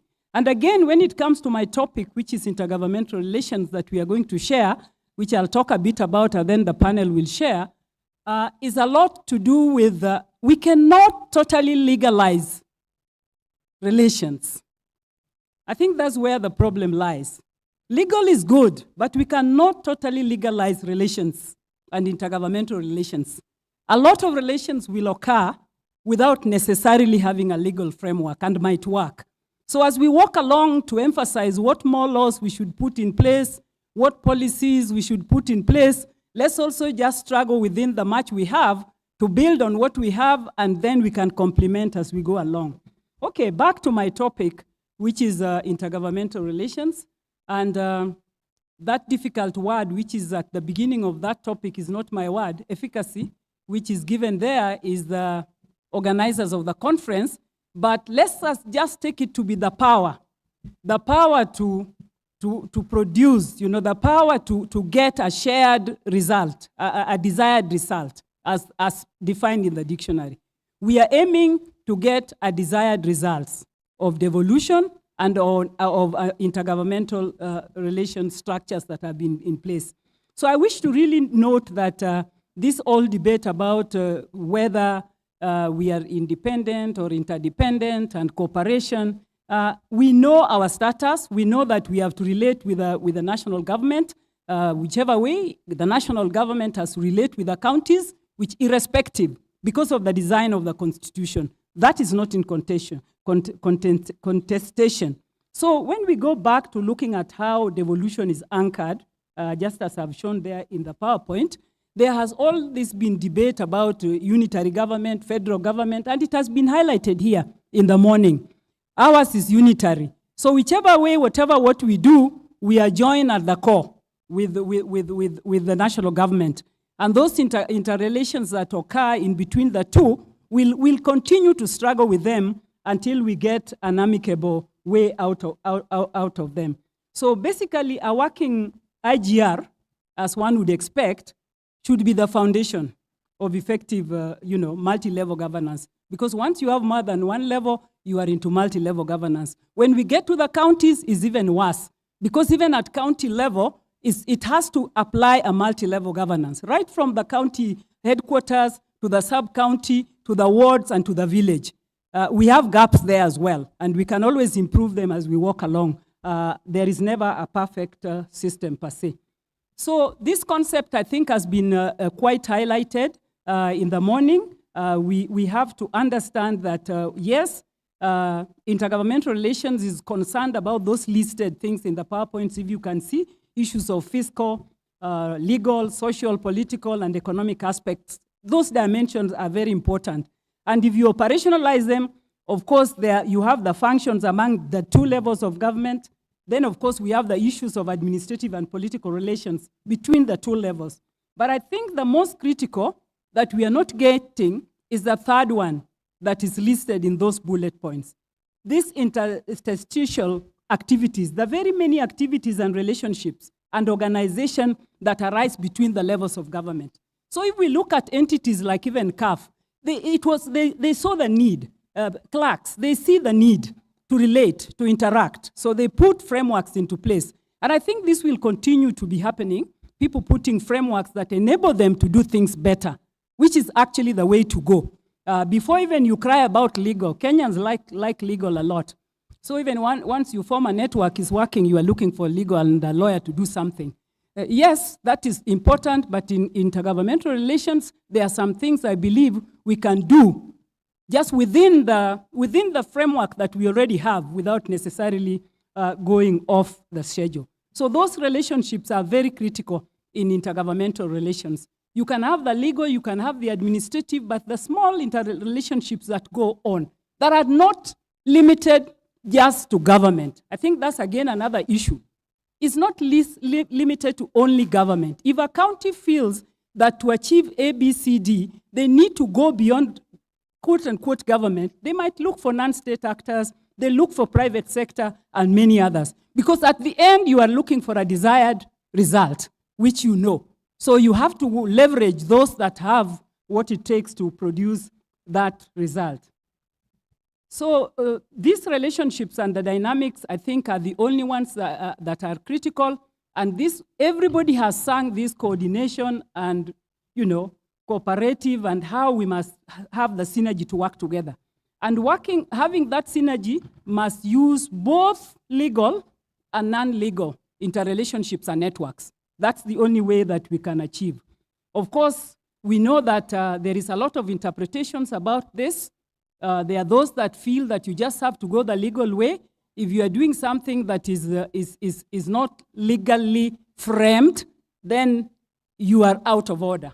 I think that we can debate later because even scholars are divided about that line of argument, that in government, you must just do things that legal and written and set and coded. But now we are dealing with governance. We are dealing with governance beyond government. Or are we saying that in devolution, we are just dealing with government? We can talk about intergovernmental relations, but we also know that there are other actors who are not necessarily government that we must deal with. So all those things have to be taken into consideration. Just as an overview of some of the assumptions that are made when studying this subject, issue of systems, which is very critical. We have to take care of, a system always has so many parts, so many tenants, whether in counties or whether in national government. It is a system. How do we make that system work? That would be the theory of systems theory, which would help us work. And there is no way you can embrace the old school type of public administration where you only worry about your line of bureaucracy and forget the rest. So we have to embrace that concept as we nurture devolution and intergovernmental relationships. And then we have to use the collaborative governance, which again, is a challenge. And there are so many debates about these theories. Some have argued that how do you work with non-state actors when in actual sense they are not accountable and they are not coded per se or that. But that again is something for another day. So I think what we need to pick is that the whole issue of governance here, it is multi-level. There are several levels, not level meaning county, national and county. That is the simple level. The real level is even at county level, there are so many other levels. So there is the big level of county and national, but there are other sub-levels that we must take into consideration if we want devolution to work, quote unquote. Because in the morning, we are all crying that devolution is not working. I'm saying the opposite is working, but we need to strengthen it. And to strengthen it, we have to acknowledge the different levels of governance and the different interests and actors that come into play for you to achieve your desired result. Because efficacy is about receiving a desired result. So basically, that is what I want to say for that. So I jump here. So when it comes to intergovernmental structures, there are very many. You can't even list them. But again, I want to have a rider. Why we shouldn't even list all? If you look here, you won't even see me. I've not even listed CAF. I know CAF, I acknowledge them. I know the clerk's entity, I recognize them. And there are so many others that we could list. But the issue is that how are these entities helping us to achieve our goal? If you look at it overall, you see that the structures, they are positive. My assessment is that all these structures are doing very good job and their outcomes are positive. But of course, the issue is when we have some entities that are important, like Intergovernmental Relations Technical Committee, that, as you know, was born later. and Wamwangi, my friend, is here. I think I saw him coming in. When such an entity gets into place 2 years later, what conflicts that create? You remember that tiff between Intergovernmental Relations Technical Committee and the COG and secretariats. I don't know whether the secretariat thing is about to be resolved or not, but the law provides that one secretariat was meant to manage those two. But then we ended up having first the COG secretariat, and then now we have the official legal secretariat at Intergovernmental Relations Technical Committee. So the question is, could those type of tiffs undermine a structure's performance? Definitely we can argue that for the IGRTC, the issue was coming on board late, and since they are now on board, we can see that things are working. It's unfortunate that they came late, but things are working. So when you look at the roles of all these structures, we see that they are facilitating what the Constitution says. They are facilitating cooperation and coordination. And of course, within that is embedded all these issues of negotiation, conflict resolution, and all that which is provided in the structure. But again, we also find that the structures that we have today provide a good reference, but they cannot fully cover the dynamics of IGR. That's again my argument, which is based on the introductory phase that I said. They cannot. And I don't know, for Kenyans, we will say that if they cannot, let's establish another entity.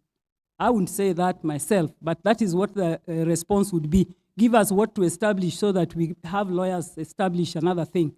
The thing is that there is a gap that is not legal, that is needed, actually given. Governance people have to really decide whether we want to remain in the old public administration school of thought and just do our business as government, or whether we want to come in the new school of public governance, which is beyond the public entities. And I don't think countries are making a decision here.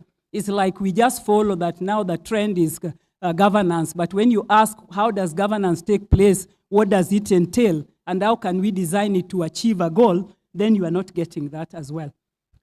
A bit on this monetary, I call them monetary IGR structures. I thought they are very special because a lot of things to do with devolution seem to be money, money, money, and things to do with devolution seem to be money, money, money, and finances, which is true because we always say that resources follow functions. But if you look at these key ones like CRA, COB, and I'm glad they're here, OAG, and IBEC, and all the rest, they are really serving their mandates. And I'm glad that even if you go to their websites, you can get their reports and you can read. As to whether all Kenyans are able to get into the websites to read is another story altogether.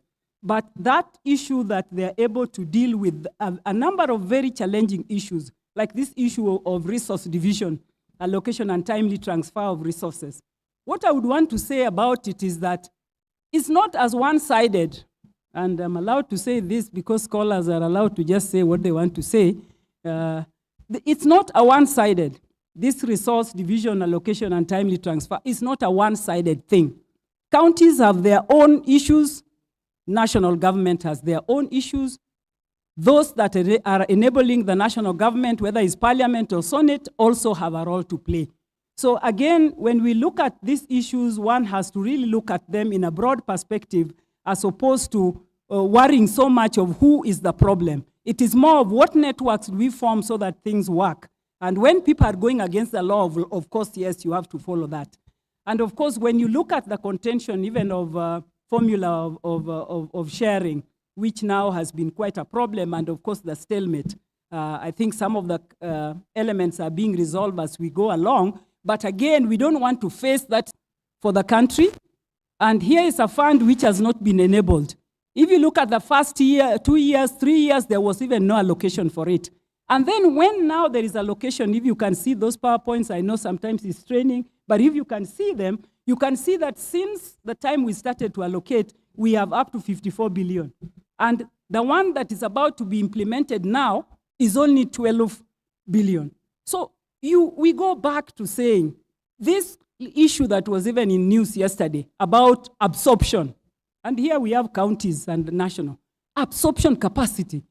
So is this, if we were to take an example, is this really an example of absorption capacity? No. This is basically a failure of governance or public management. This is a failure of governance. I don't think we need to put any mechanism or to create any network to absorb this money when actually the need is so deep. The need out there is very deep for this money, and the money is not being used. Because even if you look at 12 billion and 54 billion, and even this year or next year there will be more allocations, it means what are we going to do with this money when in actual sense, on the ground there is a gap. So this is again where you want to look, what is the issue? Is this an issue of intergovernmental relations? I do not think so. This is just failure of governance, which can be corrected. Of course, again, if you look at that, I'll just skip that, but the issue of on-source revenue, I think the issue of on-source revenue is almost becoming now, I would say, like the one to point at. Because if you look at what's going on now, even if you look at these monetary structures, they are also advising that counties should concentrate on own-source revenue. Not that I don't want them to do that, but I think that is another entity altogether. You cannot mix how one deals with own-source revenue and the other one, because the entitlement of the other transfer remains. But we encourage counties to improve their own source revenue, but not necessarily arguing that even if we didn't send you money, you would have money. I've even seen in one of the comments or one observation from one of these monetary structures saying that counties should reach a stage when they can even give national government money. Not a bad idea, but not when there is contention of how much should be transferred and how much should not be transferred. So I think that is quite an issue in terms of how do you manage that relationship of ensuring a smooth transfer of resources at any one time. How do we work with counties to support them to build their capacity so that their own source revenue can be a pillar within the counties? That it can be done. Of course, when you look at the reports, for example, I've listed some of the challenges that COB has identified. You can see that those challenges are quite many, and the challenges are both at the national level and at the county level. Because if you look at the national level, the delay in national treasury to disburse revenue, that is national, and delay by parliament to enact county government's allocation bill 2023. I think now we just heard from Mheshimiwa, which was good, we thank them. And then of course, overdrawn budget lines and high public debts. You see, those are issues. But look at the issues also that are identified for largely falling on the county, you know? Issues of delays in providing required documentation, response to audit, you know, underperformance, and all those. I'm not going to read all of them. But the question is, if you have all those kind of issues, those issues should be addressed. And we do know that some of those issues are capacity issues. Building capacity is part of national government, but I also think that the county public service boards should also take a more proactive role in terms of capacity building. Kanyinga is on my back, but I'll be about to finish. IBEC, we know IBEC has been doing its job, but of course with challenges here and there. I think the most recent one is this stalemate, the stalemate of division, which actually they had to set a small task team to ensure that that happens. So let me just go to observing a bit on summit as I head towards the end. If you look at the summit, I think the summit has had its challenges on and off during the phases of devolution. It has had its own challenges, and I think I am not able, and I'm declaring this, to get good reports about the summit.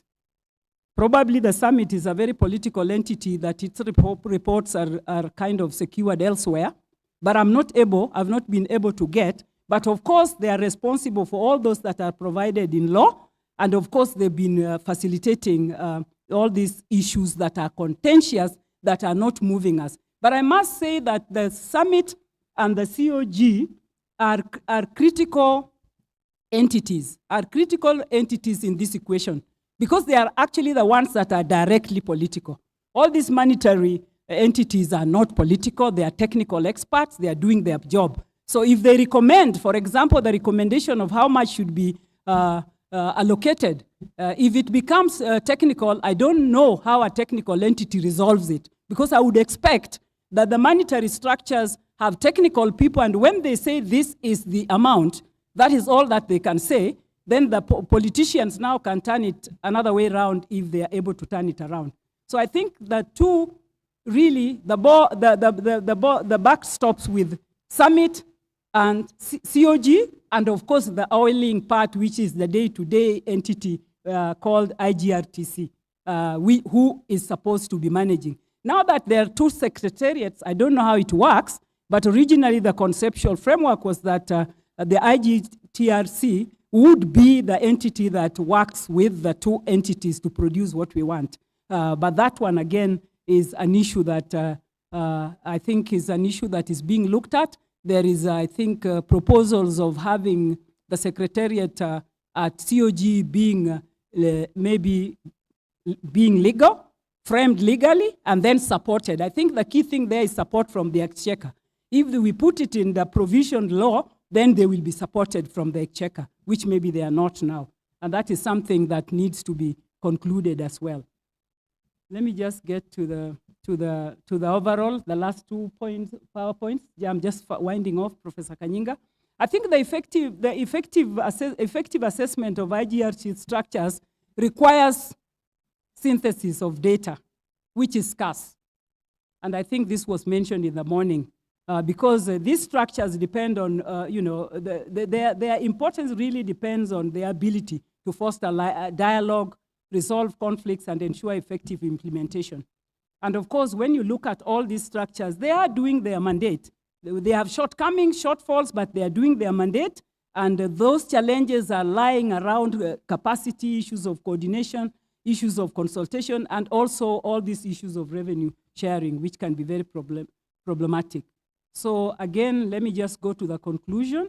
The rest you can read for yourself. I think I'm just concluding that the constitutional and statutory IGR structures exist in Kenya and with adequate mandate. They have adequate mandate for securing implementation of devolution. Of course, this delay that we are still talking about and was emphasized in the morning, delay of unbundling and costing of functions has been quite an issue, because you can't plan, you can't cost, you can't move without that. But I'm glad to hear that it's very advanced. The intergovernmental relations structures should enhance engagement with the public. I think they need to do that. They are doing it, but it's not enough. And the non-state actors, of course, for effective monitoring of their performance as well. Thank you very much. I'm being chased by Professor Kanyinga.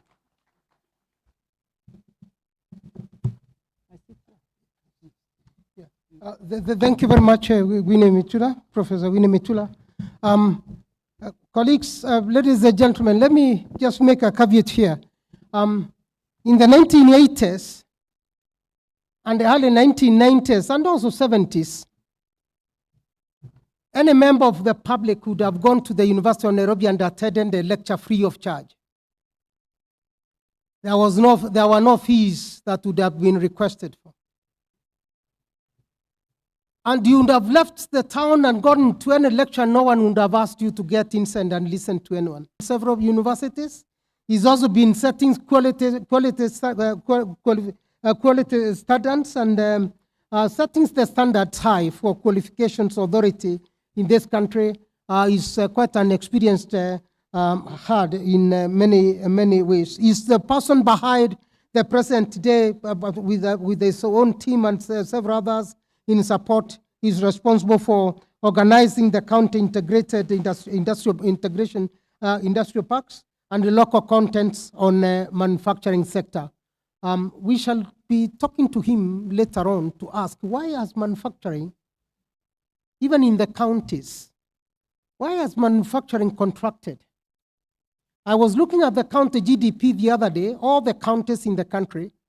If you have been able to look at Kenya National Bureau of Statistics, to know what devolution has done for this country and why the national government can actually forget about national level interventions focus on devolution alone.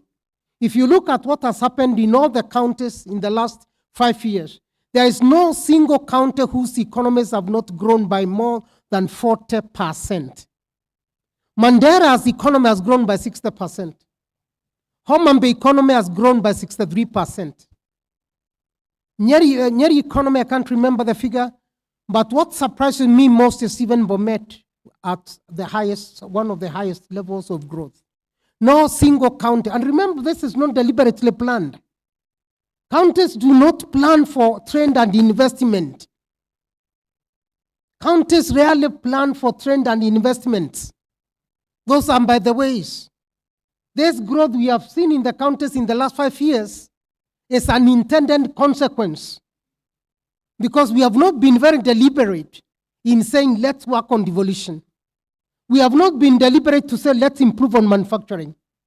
P.S. Mokwana, tell us why we have not improved on devolution and why we should not be focusing on making manufacturing work. All counties need value addition. If counties have done this well in the last 5 years alone, why is it that we cannot be deliberate and say that every county can be doing some manufacturing and improve this economy? And we forget about national government interventions. So that because accumulated growth of the national government at the national level is the result of what happens with all the counties accumulated. But if we are not deliberate in building economies at the counties and focusing on national development growth alone, we might be missing what is making the national development not work the way it should work. P.S. Mokwana, 15 minutes. But because you are an academic, I'll be giving you maybe 2 minutes additional, simply because I know you as a scholar.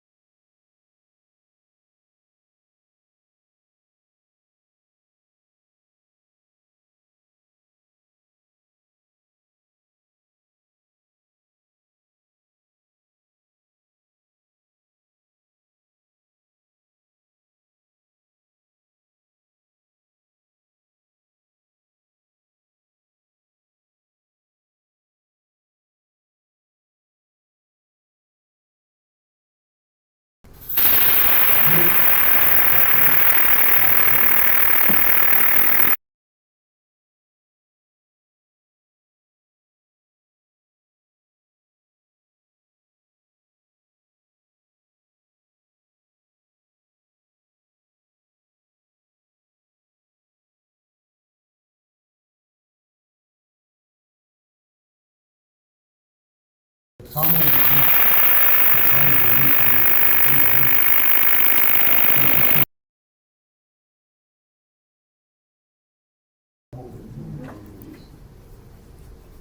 and these were government-run factories. I'm just coming to answer what he was asking, why do we have manufacturing? So our initial attempt at manufacturing was a government setting up factories for every major crop, for tea, for coffee, for milk, for maize. And so we had all these sugarcane. Those of us who come from the western side know that we had a number of sugar factories in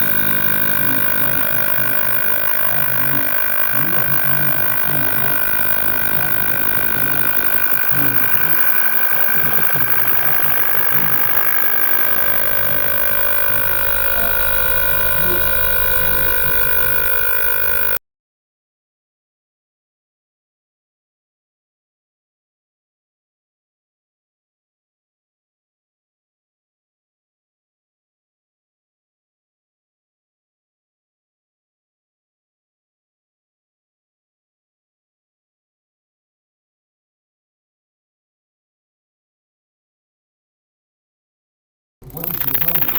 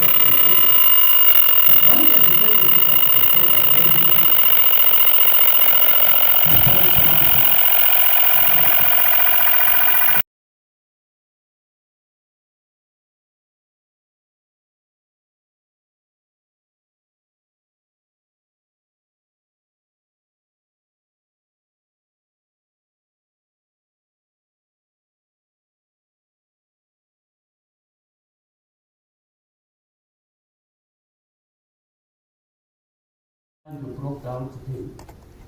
And they have to follow the Public Procurement Act to import that part from Germany.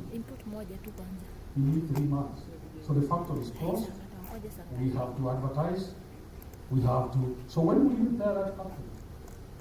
And how do you compete with Brookside? Because the challenge that we have is that the rules that we have set, and we're not saying that we exempt factories from those rules, is that it makes it very, very difficult. Those of you who have interacted with sugar factories in Western know that if you go to Kibos Sugar, which is run by the private, that is producing 3 tons of sugar per day, the total number of employees is 400. Mohoron Sugar, that's producing the same 3,000 tons per day, has 7,000 employees. These two are meeting, the sugar they are producing, they must meet in the market and compete. Everybody who becomes an MP must employ his son there. Everybody who becomes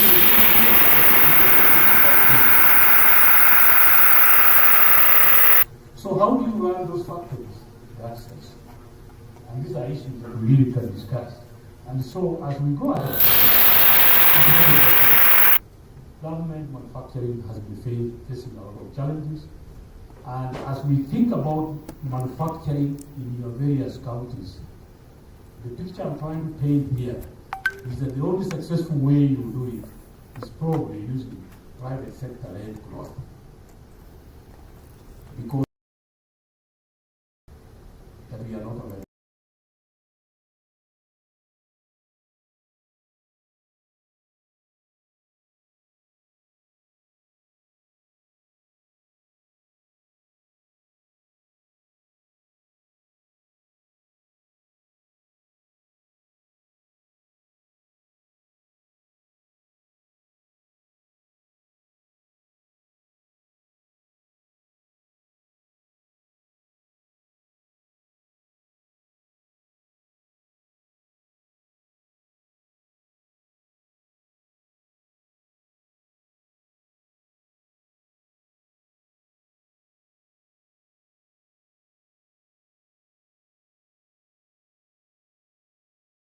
Dairy, maize, wheat, we build it there, and we are also doing equipping with small milling equipment. So what we are saying in Eldoret, we build, we put a mill, but this mill does not belong to anyone.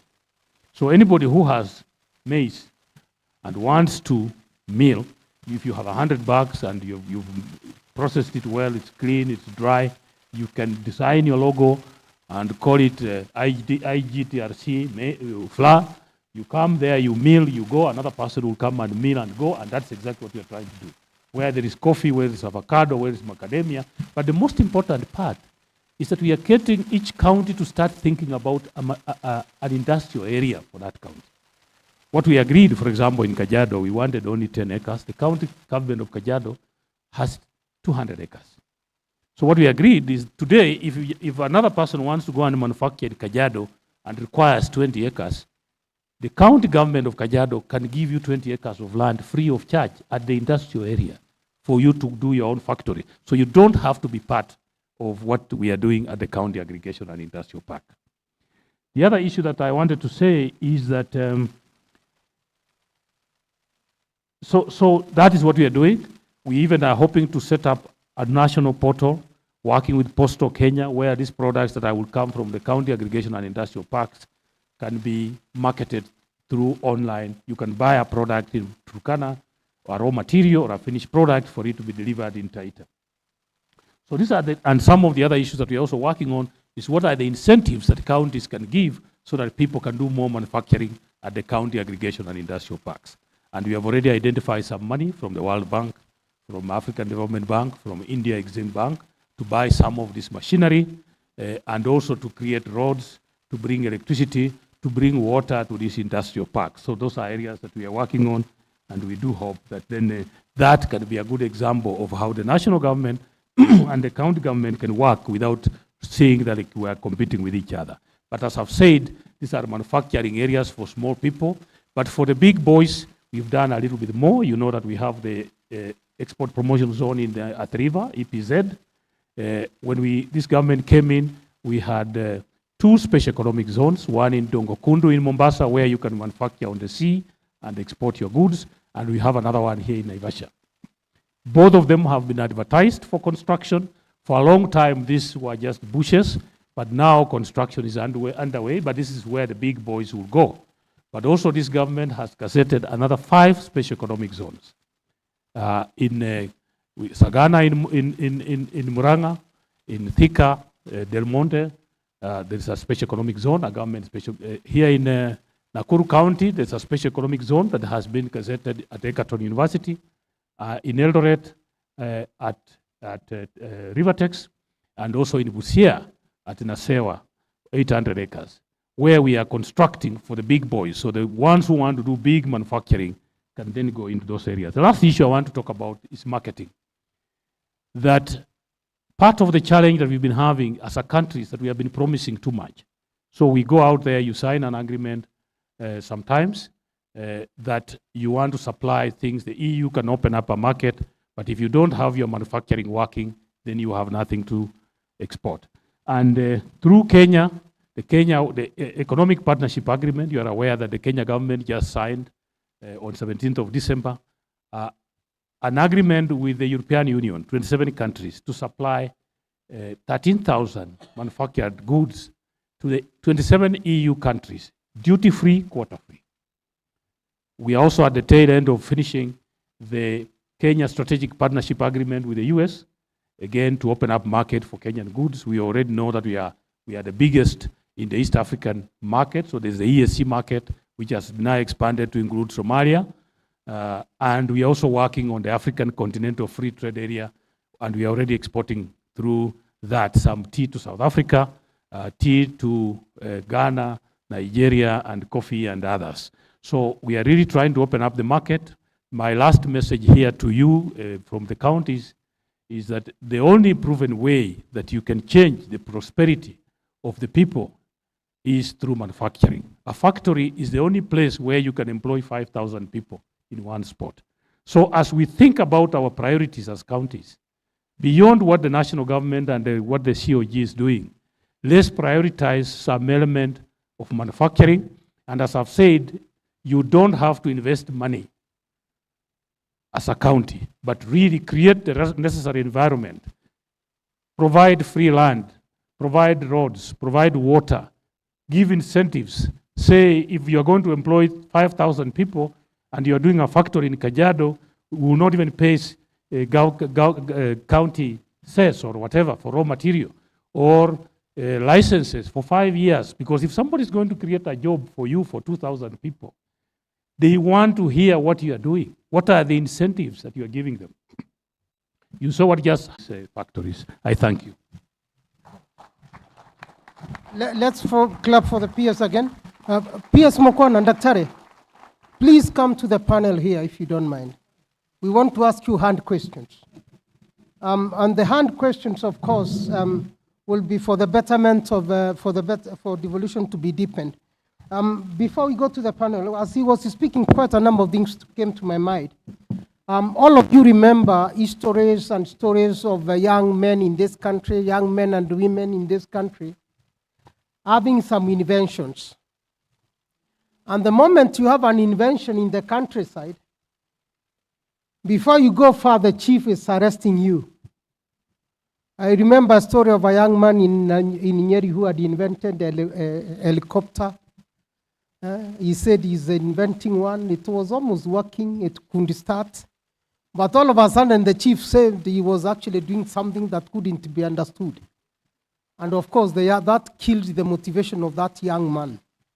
There's another one who had tried to make a tuk-tuk out of a car battery. And before long, some people told him, actually, if this thing works, KRA will come for you. You know? So we have in a situation where sometimes we kill innovation by not telling people you have got a free mind to move and build it. That's how Southeastern Asian countries are developed. Actually, Dr. Mokwana, in many of the Southeastern Asian countries, their industrialization began with agriculture and in the homes, where you package whatever you are doing. The sky is the limit in what value addition you can make on what you have, because the government created the proper policies for it, proper policies so that people can do more for their own household goods. Surplus is what is taken to the market. And actually that's how we started receiving rice from Southeast Asia for our markets here. That was surplus from what the farmers were producing. Ladies and gentlemen, let's move to the panel discussions now on intergovernmental relations, and we are going to be joined here, our colleagues are going to be joined here by Mr. Kinuthia Wamangi. Mr. Kinuthia Wamangi is Emeritus Chair of the Transitional Authority of Kenya, the one who transited Kenya into devolution. You remember Kinuthia Wamangi, actually hata kofia ni hile tu. Let's see whether the voice has changed. He is the guru of devolution and transition authority. Those were the days that no one would have touched devolution. Unfortunately, he left him before the costing of functions was complete. The term was over, and up to date, we are talking about costing of functions many years after he had left. Actually, he was having there with Professor Winnie Mitula, if I do remember. At the same time, they are going to be joined by a good friend of ours. Everyone remembers Winfred Lichuma, our gender warrior, the person who means no one thing by saying a society that doesn't respect women is not democratic enough. It's an unequal society. She is the campaigner of justice for all, not women alone, but women and men. And that is what gender is all about. Ladies and gentlemen, join clap for Winnie Lichuma. And finally, we are going to be joined by a guru from the development partners, a very good friend of ours in the devolution space, an expert on devolution and public policy in his own right, political economy issues of devolution. He's one person who has been working very hard behind the scenes also to ensure that devolution works and identifying challenges that can be removed by having dialogue between development partners, national government, county government, private sector, and that's Kono More from FCDO. Kono More, please join the panel. Let's clap for him. Ladies and gentlemen, we are going to focus now very briefly on intergovernmental relations. What is it can be done to ensure that, what is it that can be done to ensure that devolution works through intergovernmental relations? We have already heard from Winnie Mitula, we have already heard from the PS Mukwana. Why don't we now ask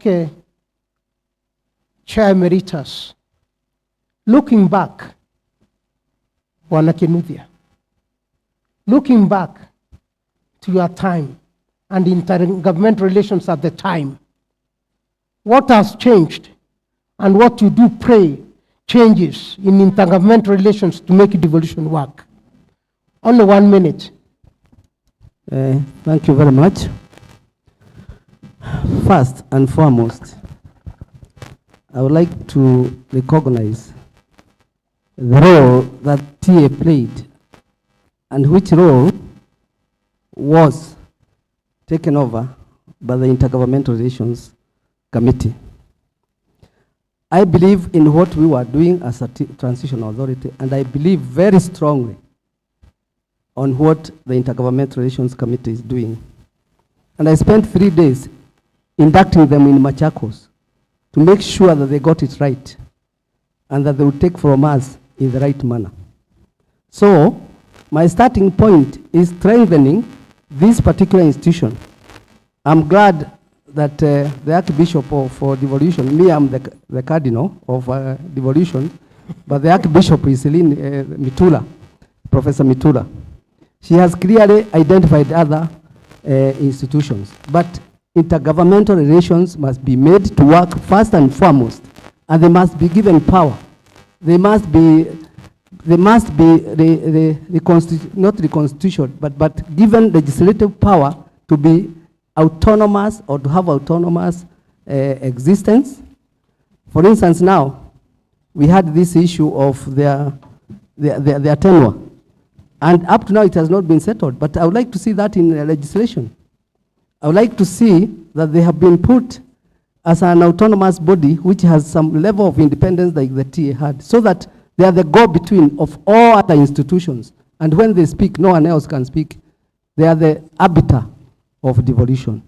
So first and foremost, that's what I want. And you gave me 1 minute. The other things I would have said. But for now, thank you. Strengthening of the Intergovernmental Relations Committee. And don't call it a committee. I would have called it an authority, but I'm told that was not agreed.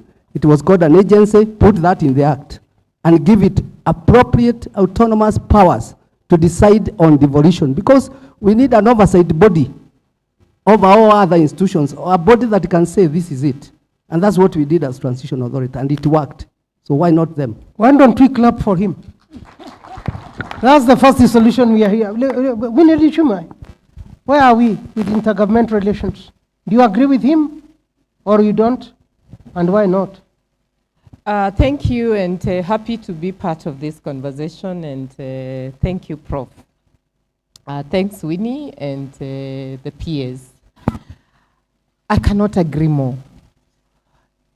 You know, we set ourselves on a journey of devolution, and we have done everything right, but we're running away from accountability.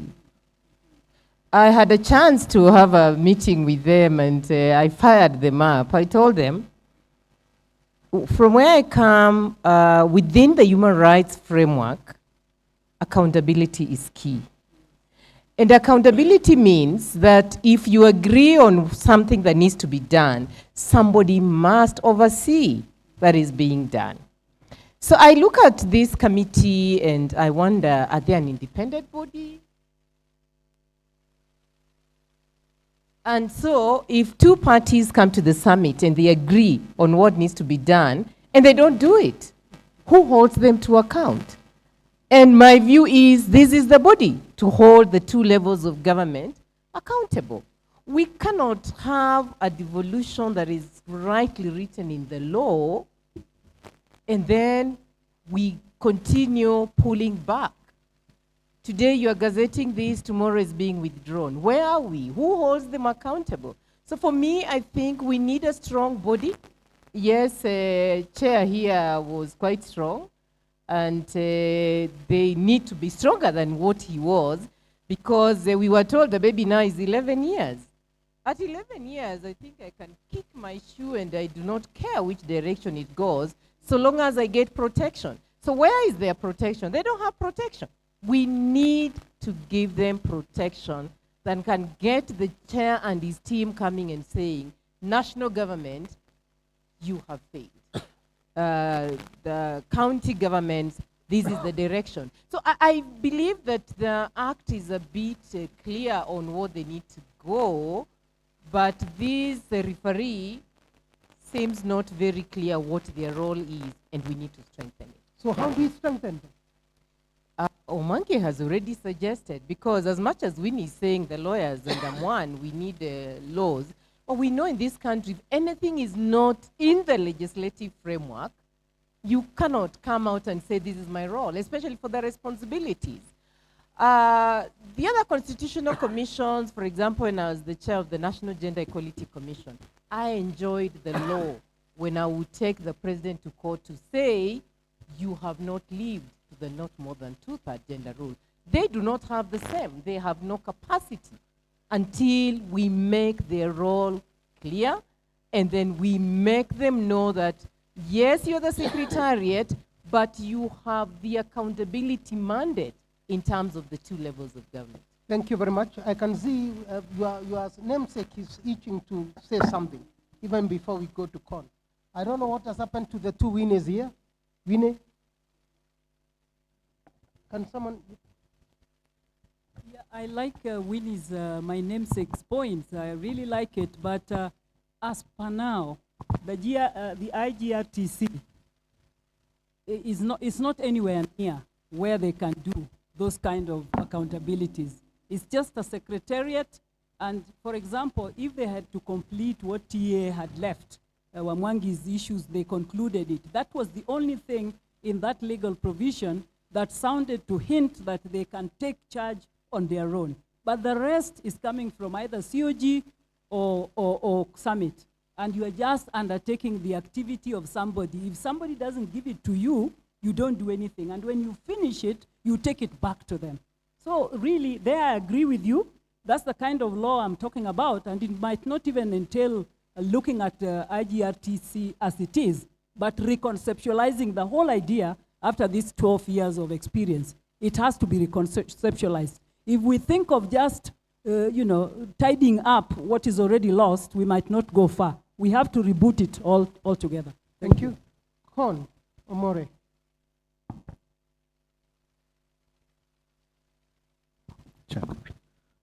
Thank you, Prof.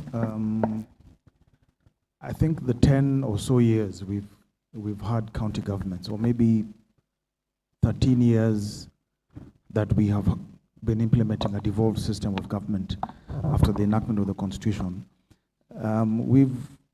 We've tried in terms of intergovernmental relations. But when you look back, you'll see that there are a lot of very easy things that we would have cleared with to make things better today. The transfer of functions and that whole process, I think I've watched it the last 1 year, and I've never seen quite a serious approach and attempt by IGRTC to get this cleared, and of course with a lot of political goodwill on that. But you see a number of gaps. So for example, the conversation around CAF, the County Assemblies Forum, who have been asking continuously about some kind of recognition in law that could strengthen them. Because I believe that all the other units need to be strengthened before we come together and have intergovernmental relations. So everything within the national government and on the county government side need to also have their own strengthening. And I think IGRTC should move now into a place where they become some kind of a neutral arbiter at the top and give both sides of government their status of really where we are. This conference probably provides that forum, but we need a very candid status on how the coordination is happening within national government, within county governments, even before they come in to relate under the auspices of IGRTC. And so there are many questions that can be asked around the gaps, which maybe we can cover as we proceed. Thank you very much. Now let's ask about, because all of you have said there is need for strengthening intergovernmental relations. And what we can see right now, as Winnie Lichuma is saying, we don't see their protection. Kinuthi among you said there is much more you would have said if it were not for my 1 minute. Can I give you additional 2 minutes? Yes. And I will be coming back to the audience now for questions to them. Yes, thank you very much. You see, we have talked about the professor talked about the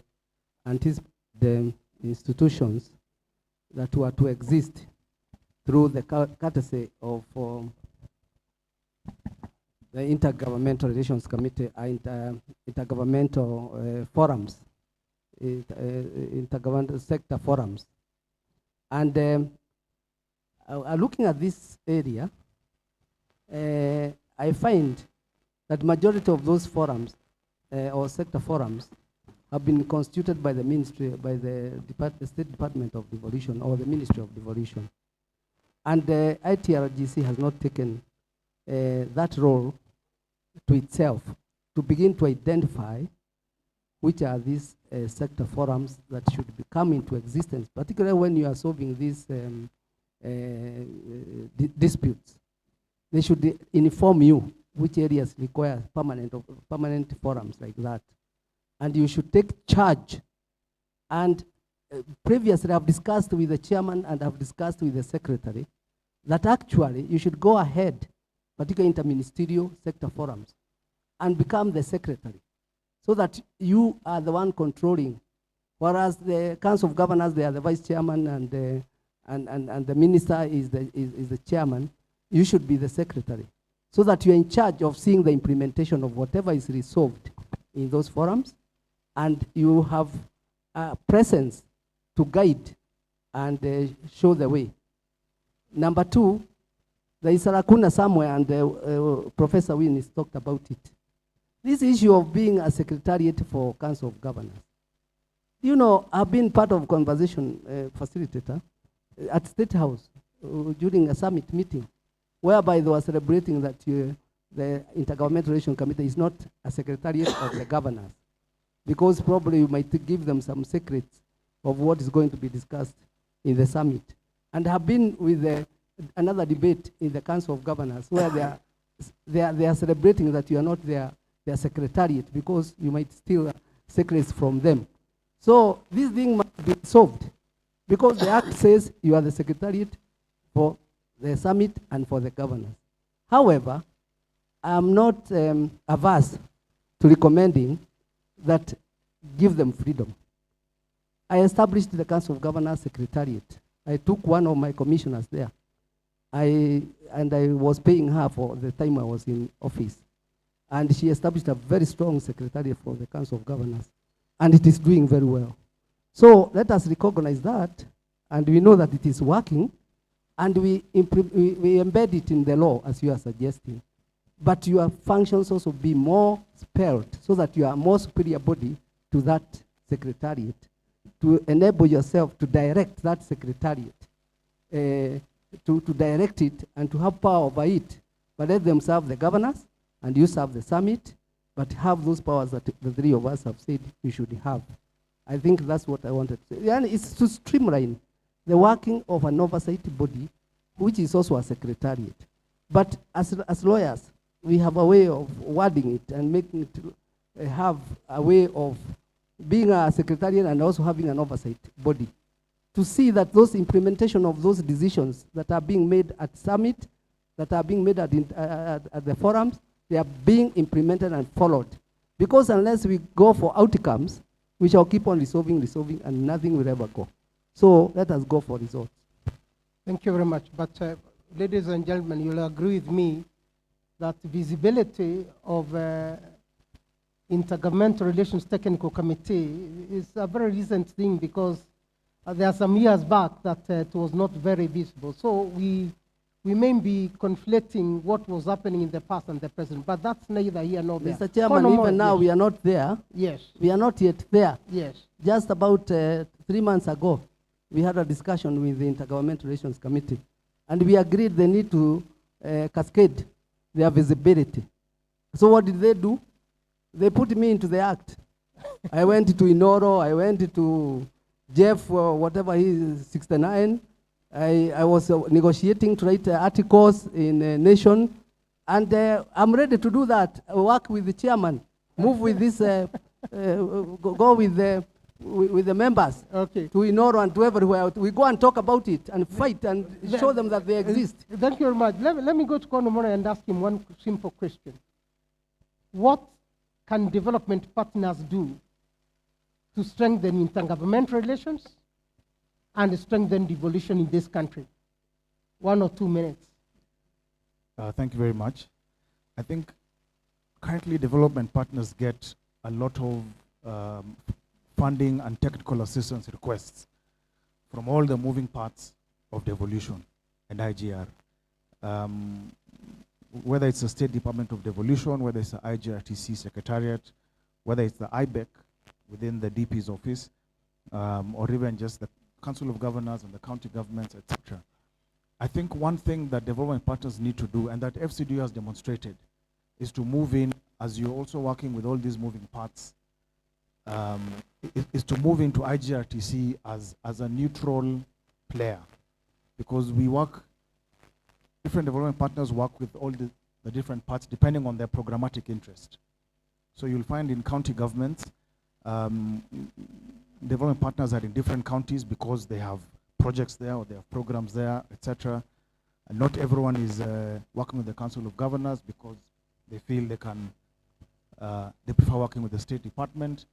A lot tried to balance between the two, but I think the gospel of IGRTC needs to come out stronger to the development partners. A few of us, like FCDO and the World Bank, amongst others, have taken that step, and I think it's only then that if IGRTC can come out stronger and show that they are the ones who are able to bridge or to strengthen that relationship between national and subnational governments, that development partners will begin to see its importance and be able to come in and support that. And I think this work that IGRTC has been doing in the last year has actually brought them out to the fore.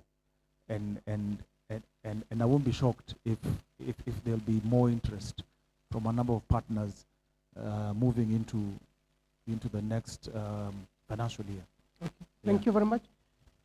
Winnie Lichuma, intergovernmental relations, the way it's discussed in this country, since we started devolution, actually tends to forget about gender issues. Is that correct or not? Yes, Prof, you are very, very correct. I have been to all the 47 counties. And sometimes I feel like screaming on top of the roof when somebody tells me gender is not devolved. Gender is not gender? devolved. Gender is not devolved. And then you keep being asked, where is the money for gender? But what is gender? Gender was the first thing that was devolved. When we talk about gender, we're looking at the social cultural relationships that are happening at the community. You're doing water, it has gender issues. You're doing agriculture, it has gender issues. I go to Kajiado, Turkana, and Samburu, and ECD, we're supposed to be a county function, brings in on board the issue around security, food security. So the children are no longer going to school. Why? Because the first county government used to give porridge. And that was an incentive for the children to go to school. Subsequently, that is not being provided. And then somebody tells me gender issues are not devolved. What is devolution? I think for me, it's about the roles. And even I was speaking to the peers, who is an old friend, and he says the parks they are doing, if you check in the constitution, you will not see the devolution aspect around it. But how innovative can we be so that the resources that are going down to the counties go to the men, women, older men, young people, to the benefit of service delivery? And that is gender. Thank you. Let me turn to the audience. Who has a question for them? 2 people and 3 people maximum. Everything is over now. Except if you are in your 20s, I can allow you to ask. But let's begin from here. Thank you. Yes, my name is James Namati, Speaker Kakamega County Assembly. My question will be Dr. Juma Mukwana on the issue of park and aggregation. I don't know what measures are there to guard against the tragedy of the commons. Tragedy of the Commons is an essay, of course, by Garrett Hardin in 1968, and it refers to where if things are in use by the public, they tend to get ruined, tend to get wasted. Now, this case where you are referring to, like a milling company has been put at the industrial aggregation park, and everyone who has maize can come and mill. Are there enough safeguards we have to ensure that? And if not so, I believe it's a chance for us as county assemblies to come in and seal the loopholes through legislations to ensure that this tragedy of the commons does not happen to our very, very good program. Secondly, political interference. We are likely to face a lot of political interference from the brokers, especially after the transitions from one government to another? Are there any safeguards that we have on that? Then lastly, on special economic zones, I think because of time, you didn't have time to talk about it, but I think if you can maybe say something about it, especially on the special economic zones, because you've said we have one at Rivertex and one at Nasewa, which are for the big boys. What about them? Thank you. Thank you very much. There is someone behind there. Yeah. No, not you did not have. Please, let's not rig. Let us not rig the hands. There was someone behind you. There was the second. No, you are rigging. There was the second. Oh, she's the one. Yes, here. Is she the one? Yes, I think so. Yes. Thank you so much. My name is Masi Kisaka. I'm the Governor's Advisor on Intergovernmental Relations, Bungoma County. I have 3 points I want to ask. The IGRTC is our big brother, Huko Nairobi. And when we are employed, we don't know what our job description is. Every county comes up with its own job description. Like in my case, I was actually told to write my job description, and it was very difficult for me to do that because it was something almost new to me.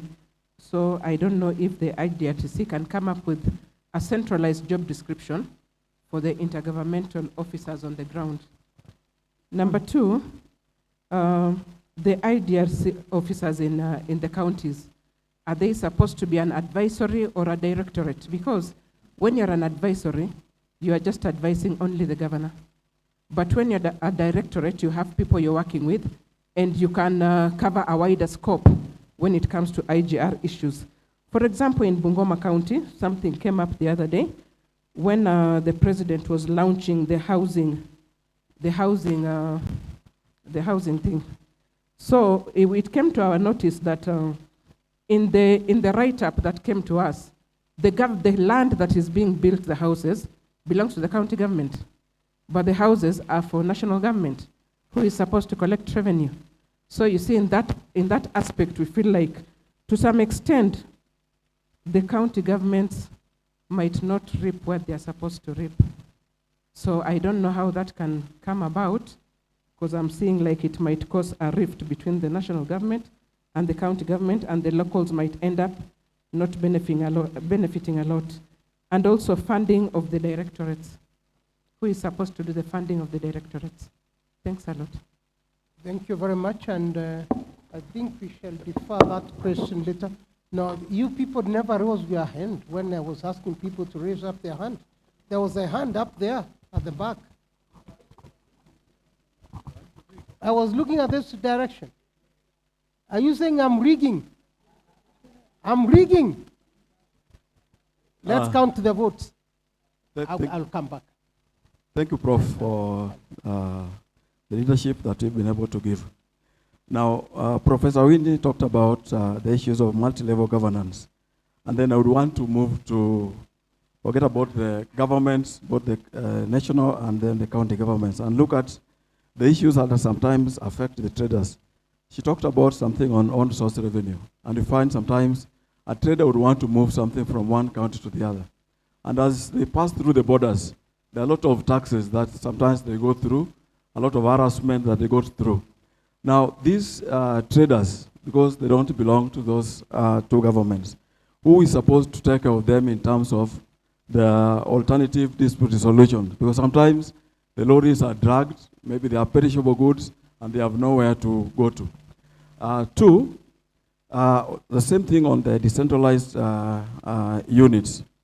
Now, how will the Intergovernmental Relations Technical Committee come in? Because even up to now, you might find some counties do not have all the levels of decentralization up to this point of time, while we are at the third floor of devolution. I remember when I was written initially, I was working under the able leadership of Brother Kinuthi Wamwangi. I was sent to Homa Bay. My sister there was strong about this intergovernmental. Could we also have a way that the IGRTC can also be found even at the county level, so that the reports can be able to come, all that, and that will be able to increase their visibility. Initially, even when we had the OAG, maybe they were at national level and then to the regional, but these days, I even see OAG even at to the county level. So could there be something that can be able to happen so that we have somebody who is a neutral person at the county level? Lastly, sometimes because of the changes in leadership, a new governor comes in and you find there's a problem with handing over. Reports cannot leave this government to the next government that is coming up. So how would this, in terms of devolution, how can we help to find that we're able to get these reports moving so that when the new government comes in, they have a baseline data that they can use when they are proceeding? Because you find that maybe the other people did not hand over and therefore you have nothing to move on to the next level. Thank you, Prof. Thank you very much. I think you are spot on, and that's actually a responsibility. That's something I think GRTC is paying attention to, so that there is a streamlined transition all the time. Yes, you are the only one now who, yes, you can see, yes. Thank you, Prof. My name is Bilo Usaka-san, County Secretary for Mandera and also Chair for the caucus. I just want to echo the panelists on the issue about strengthening IGRTC. I can't agree more. COG Secretariat is being strengthened by the governors themselves. Who will do for IGRTC? That's the question which need to be answered. We had similar issue as even county secretaries, similar to IGRTC. But because IGRTC is a new body that has just about a decade in existence, they don't have a specific law giving them those mandates that we want them to undertake. For the case of county secretaries, I think what has helped that office is the existence of similar office at national government. So because of the laws that existed for that office, the precedents that existed at least enabled and strengthened that office. In addition to a circular that was issued 10th of March 2015 by none other than the chairperson, advising on the role of those specific offices.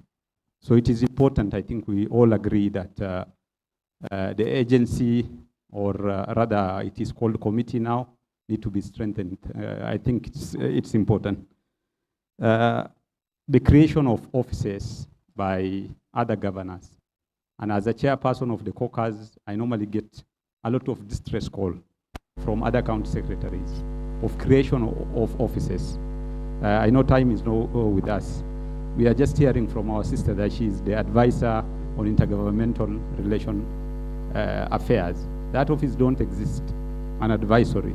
So structures for the counties need to be advised consistently, not once. That circular was done 9 years ago. It is still so important in most of those counties. Public Service Commission recently, I think about less than a month ago, issued a circular on advisors, limiting their powers and numbers as well. So if we allow the advisors and other offices being created by the office bearers, it becomes difficult to govern in the country. And finally, I want to talk to, with all due respect to IGRTC members and the chair, the personality matters. I think that office, despite lacking that, the law that underpins their mandate, is the personality that need to really come out. If you come to your secretariat to a coordinating summit, that is the apex level that any intergovernmental relation matters can go. If that cannot be used to their advantage, then it becomes difficult to govern and to separate these offices. And finally, my question is to Dr. Juma about the KIPES. A cement in Nairobi is costing 550 shillings. In Mandera, it is costing 1,300 shillings. What advice on the cost that made a uniform cost of 500 million for KIPES in all the counties. Thank you. Thank you very much.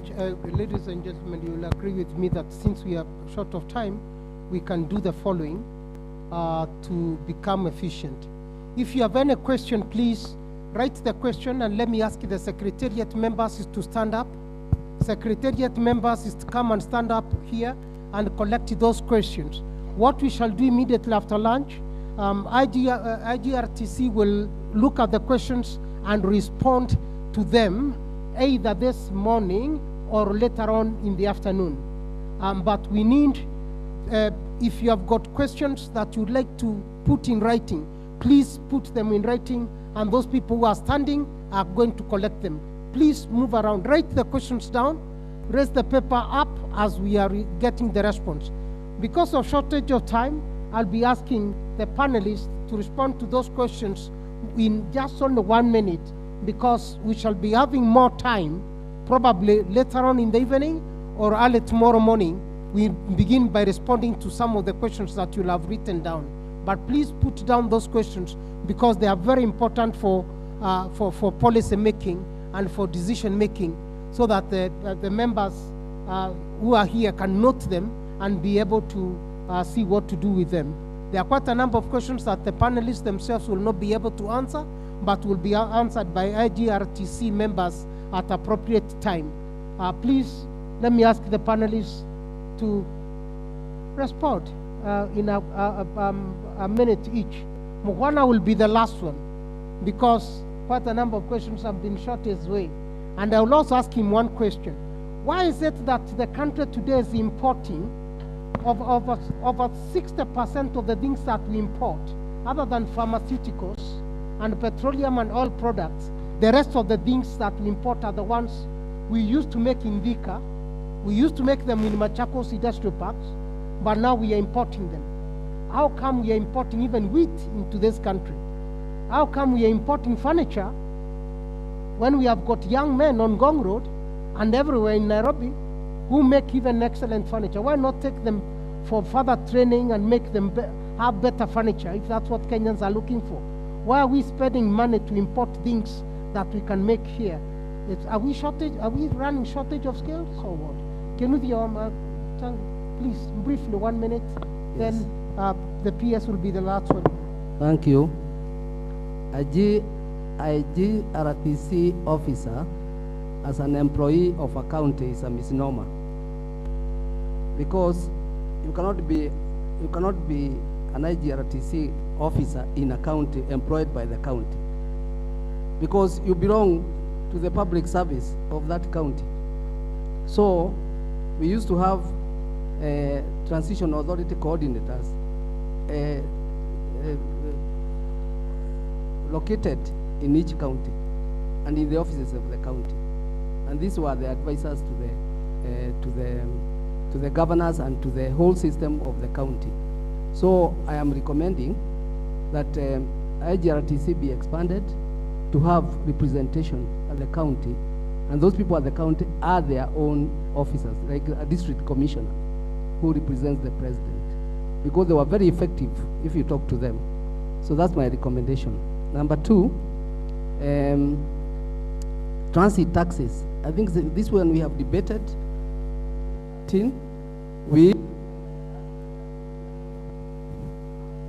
We even asked the Attorney General to give opinion. Opinion exists somewhere. These taxes are illegal.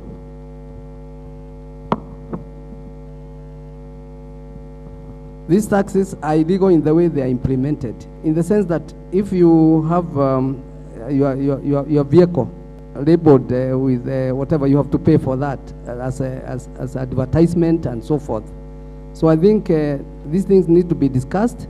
Of county governments, whether it's the KIPES, whether it's working with the community health workers, whether it's affordable housing, we are continually seeing the apprehension of county governments, and I hope that if this grows into a dispute, that IGRTC can probably go ahead of that and educate the public around how these roles are being performed between the two. on the IGR advisor. Where is the place for you? You grab the space. I mean, this is the first time I'm hearing youth asking where is their place. You look for a place and colonize it, right? I don't think that's an appropriate question, but that's of course with a light note. P.S. Mokwana, you are being told actually 80% of manufacturing does not take place in Nairobi. Maybe it's where it's recorded. Things we have cited, tea, coffee, maize, sugar, all these are rural-based things, and therefore Nairobi has nothing to do with it. So we have got to pay attention to that. Questions are being raised about what will happen to the kind of manufacturing factories that counties had built in the last 11 years of devolution. Now that we have got these parks, what is going to happen? But nonetheless, please answer the questions that you are asked, and then the rest, we are going to type the rest of the questions. We shall display them, and together with the IGRTC, we are going to discuss and see how we respond to them, either today or tomorrow. We shall get someone to answer them, please. We are going to have them keyed in, and therefore no question will be left behind unanswered. And we shall screen them as they come. Thank you very much. P.S. Mogwana, please. Thank you. Thank you, Prof. On the issue, I think the role of IGTRC, let me just have a bite there. I just realized today, Chair, when I came in, that there's a lot of information out there, out here, that nobody knows about. I came across it today. So far, part of what we are doing is this booklet that you are making. It's like you are displaying to yourself. So I just noticed there. But also the last issue I want to say is relationships, as Professor Winnie said. You know, marriage, you can do a lot of rules. But if it has to break, it may break. So sometimes there's a lot of goodwill. So what's the space of goodwill in that space? On the agricultural issues, I think you talked about the issue of Asia and how they export rice to us. Agriculture is devolved, and I don't think that the counties have. Agriculture is about producing food. That agriculture is also about protecting farmers.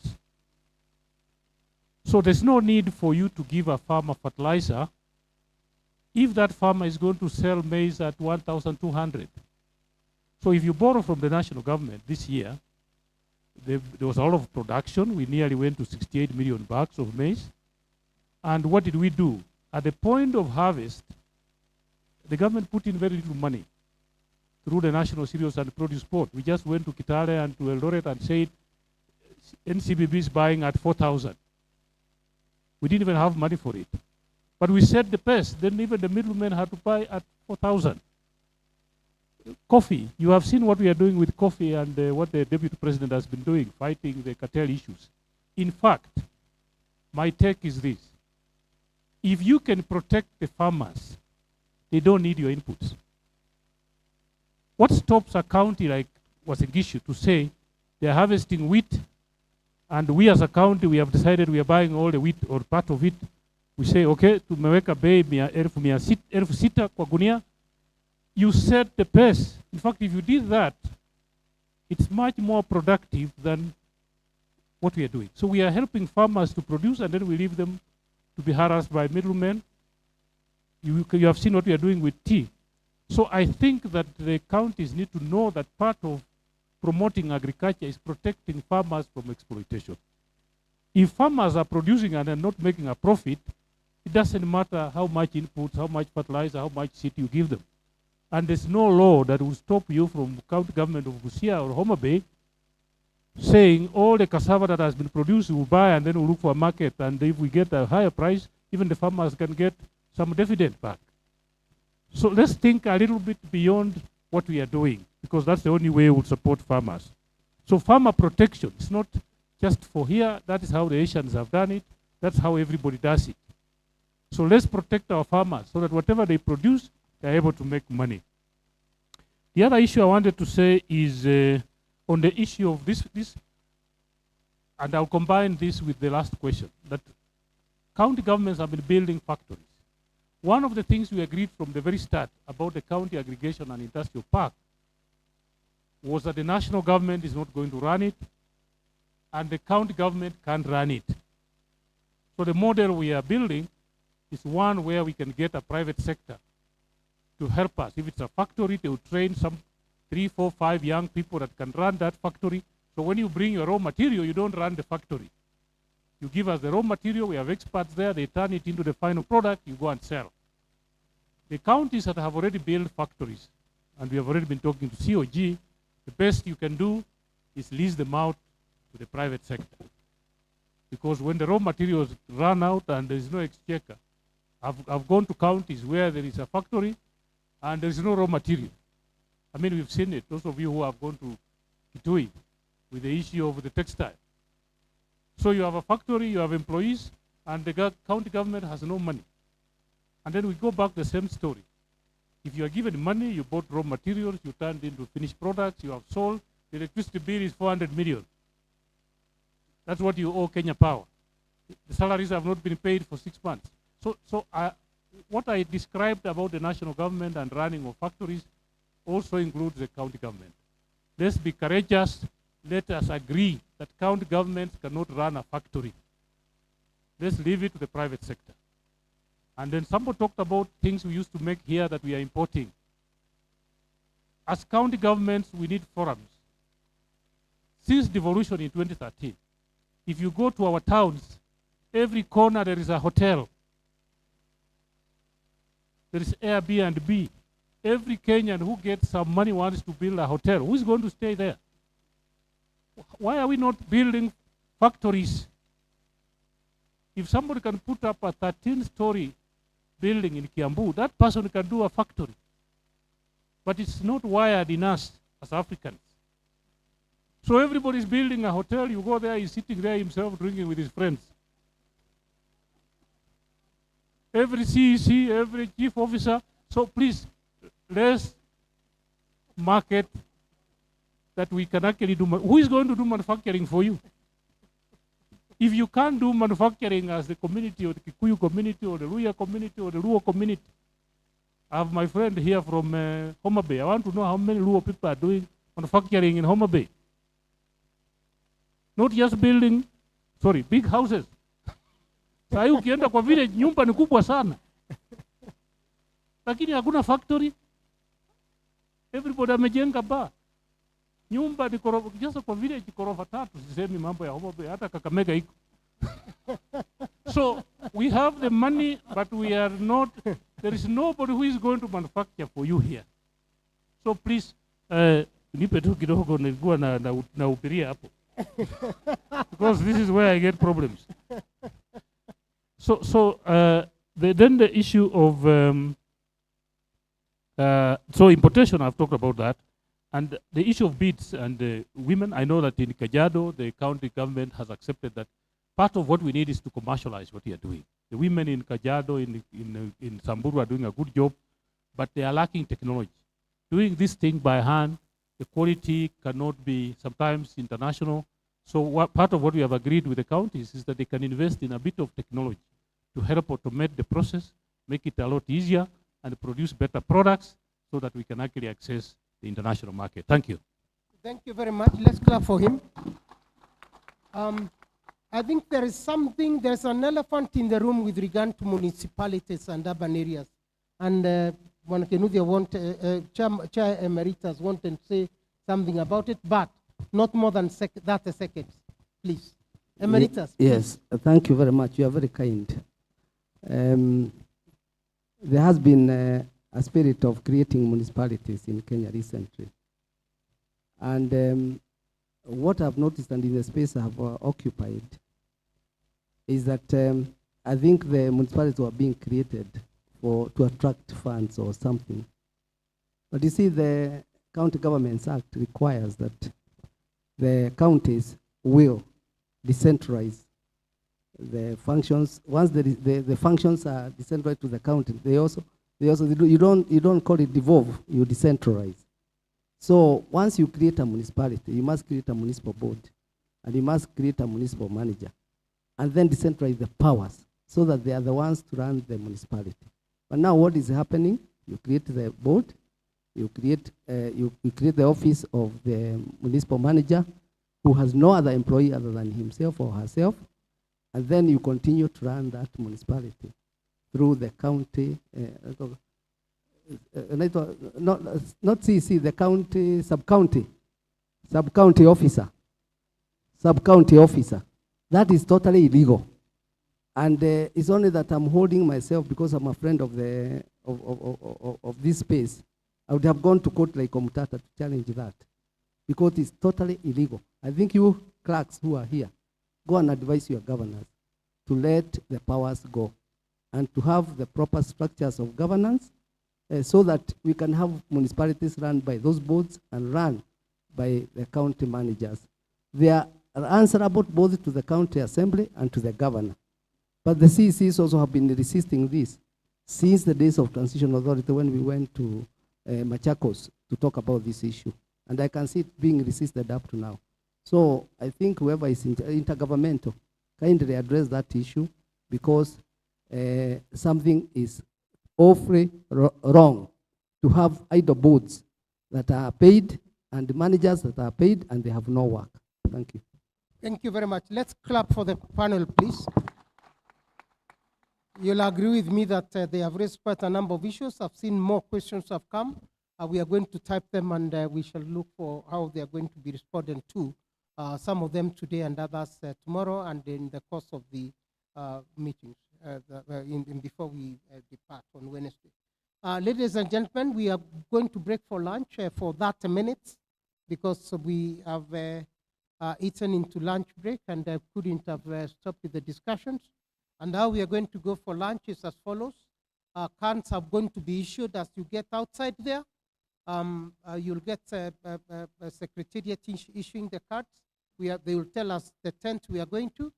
And then there are two tents. There is a smaller tent where we are going to have with the panelists and INGRTC members, because we are going, and a couple of other people, because it's a working lunch to discuss a number of issues in the afternoon. So please, if you don't have a card for that small tent, please don't come there. Or you come and then you pay, no problem. No payment is not the issue, but it's because it's going to be a working lunch. And then we shall have to come back here at exactly 2:30. Exactly 2:30. Bonasio, please proceed on. All right, thank you. Prof, further guidance, lunch is served. You will exit, you cross over to the other side of the hotel on your left, and then lunch will be served on the tents on your right. And as guided, there are two tents. There is a mega tent for lunch, and there is a small walking tent for the team that is here. And I will seek that the chair of the county secretaries, the chair of the county attorneys, the chair of the clerks, and the chair of county assembly speakers to conspire with me to join that small tent. Thank you and enjoy your lunch. Maybe you can have a prayer for lunch. We are Christians. Shall we pray? Our Father who art in heaven, we come to you this afternoon, Lord. We thank you for the gift of life. We thank you for the conversation that has gone on for the day. And as we break for lunch, Lord, we ask that may the food that we are going to take be a blessing to us. For this humble prayer in Jesus' name we pray and believe. Thank you. Let's enjoy your lunch. Bon appetit.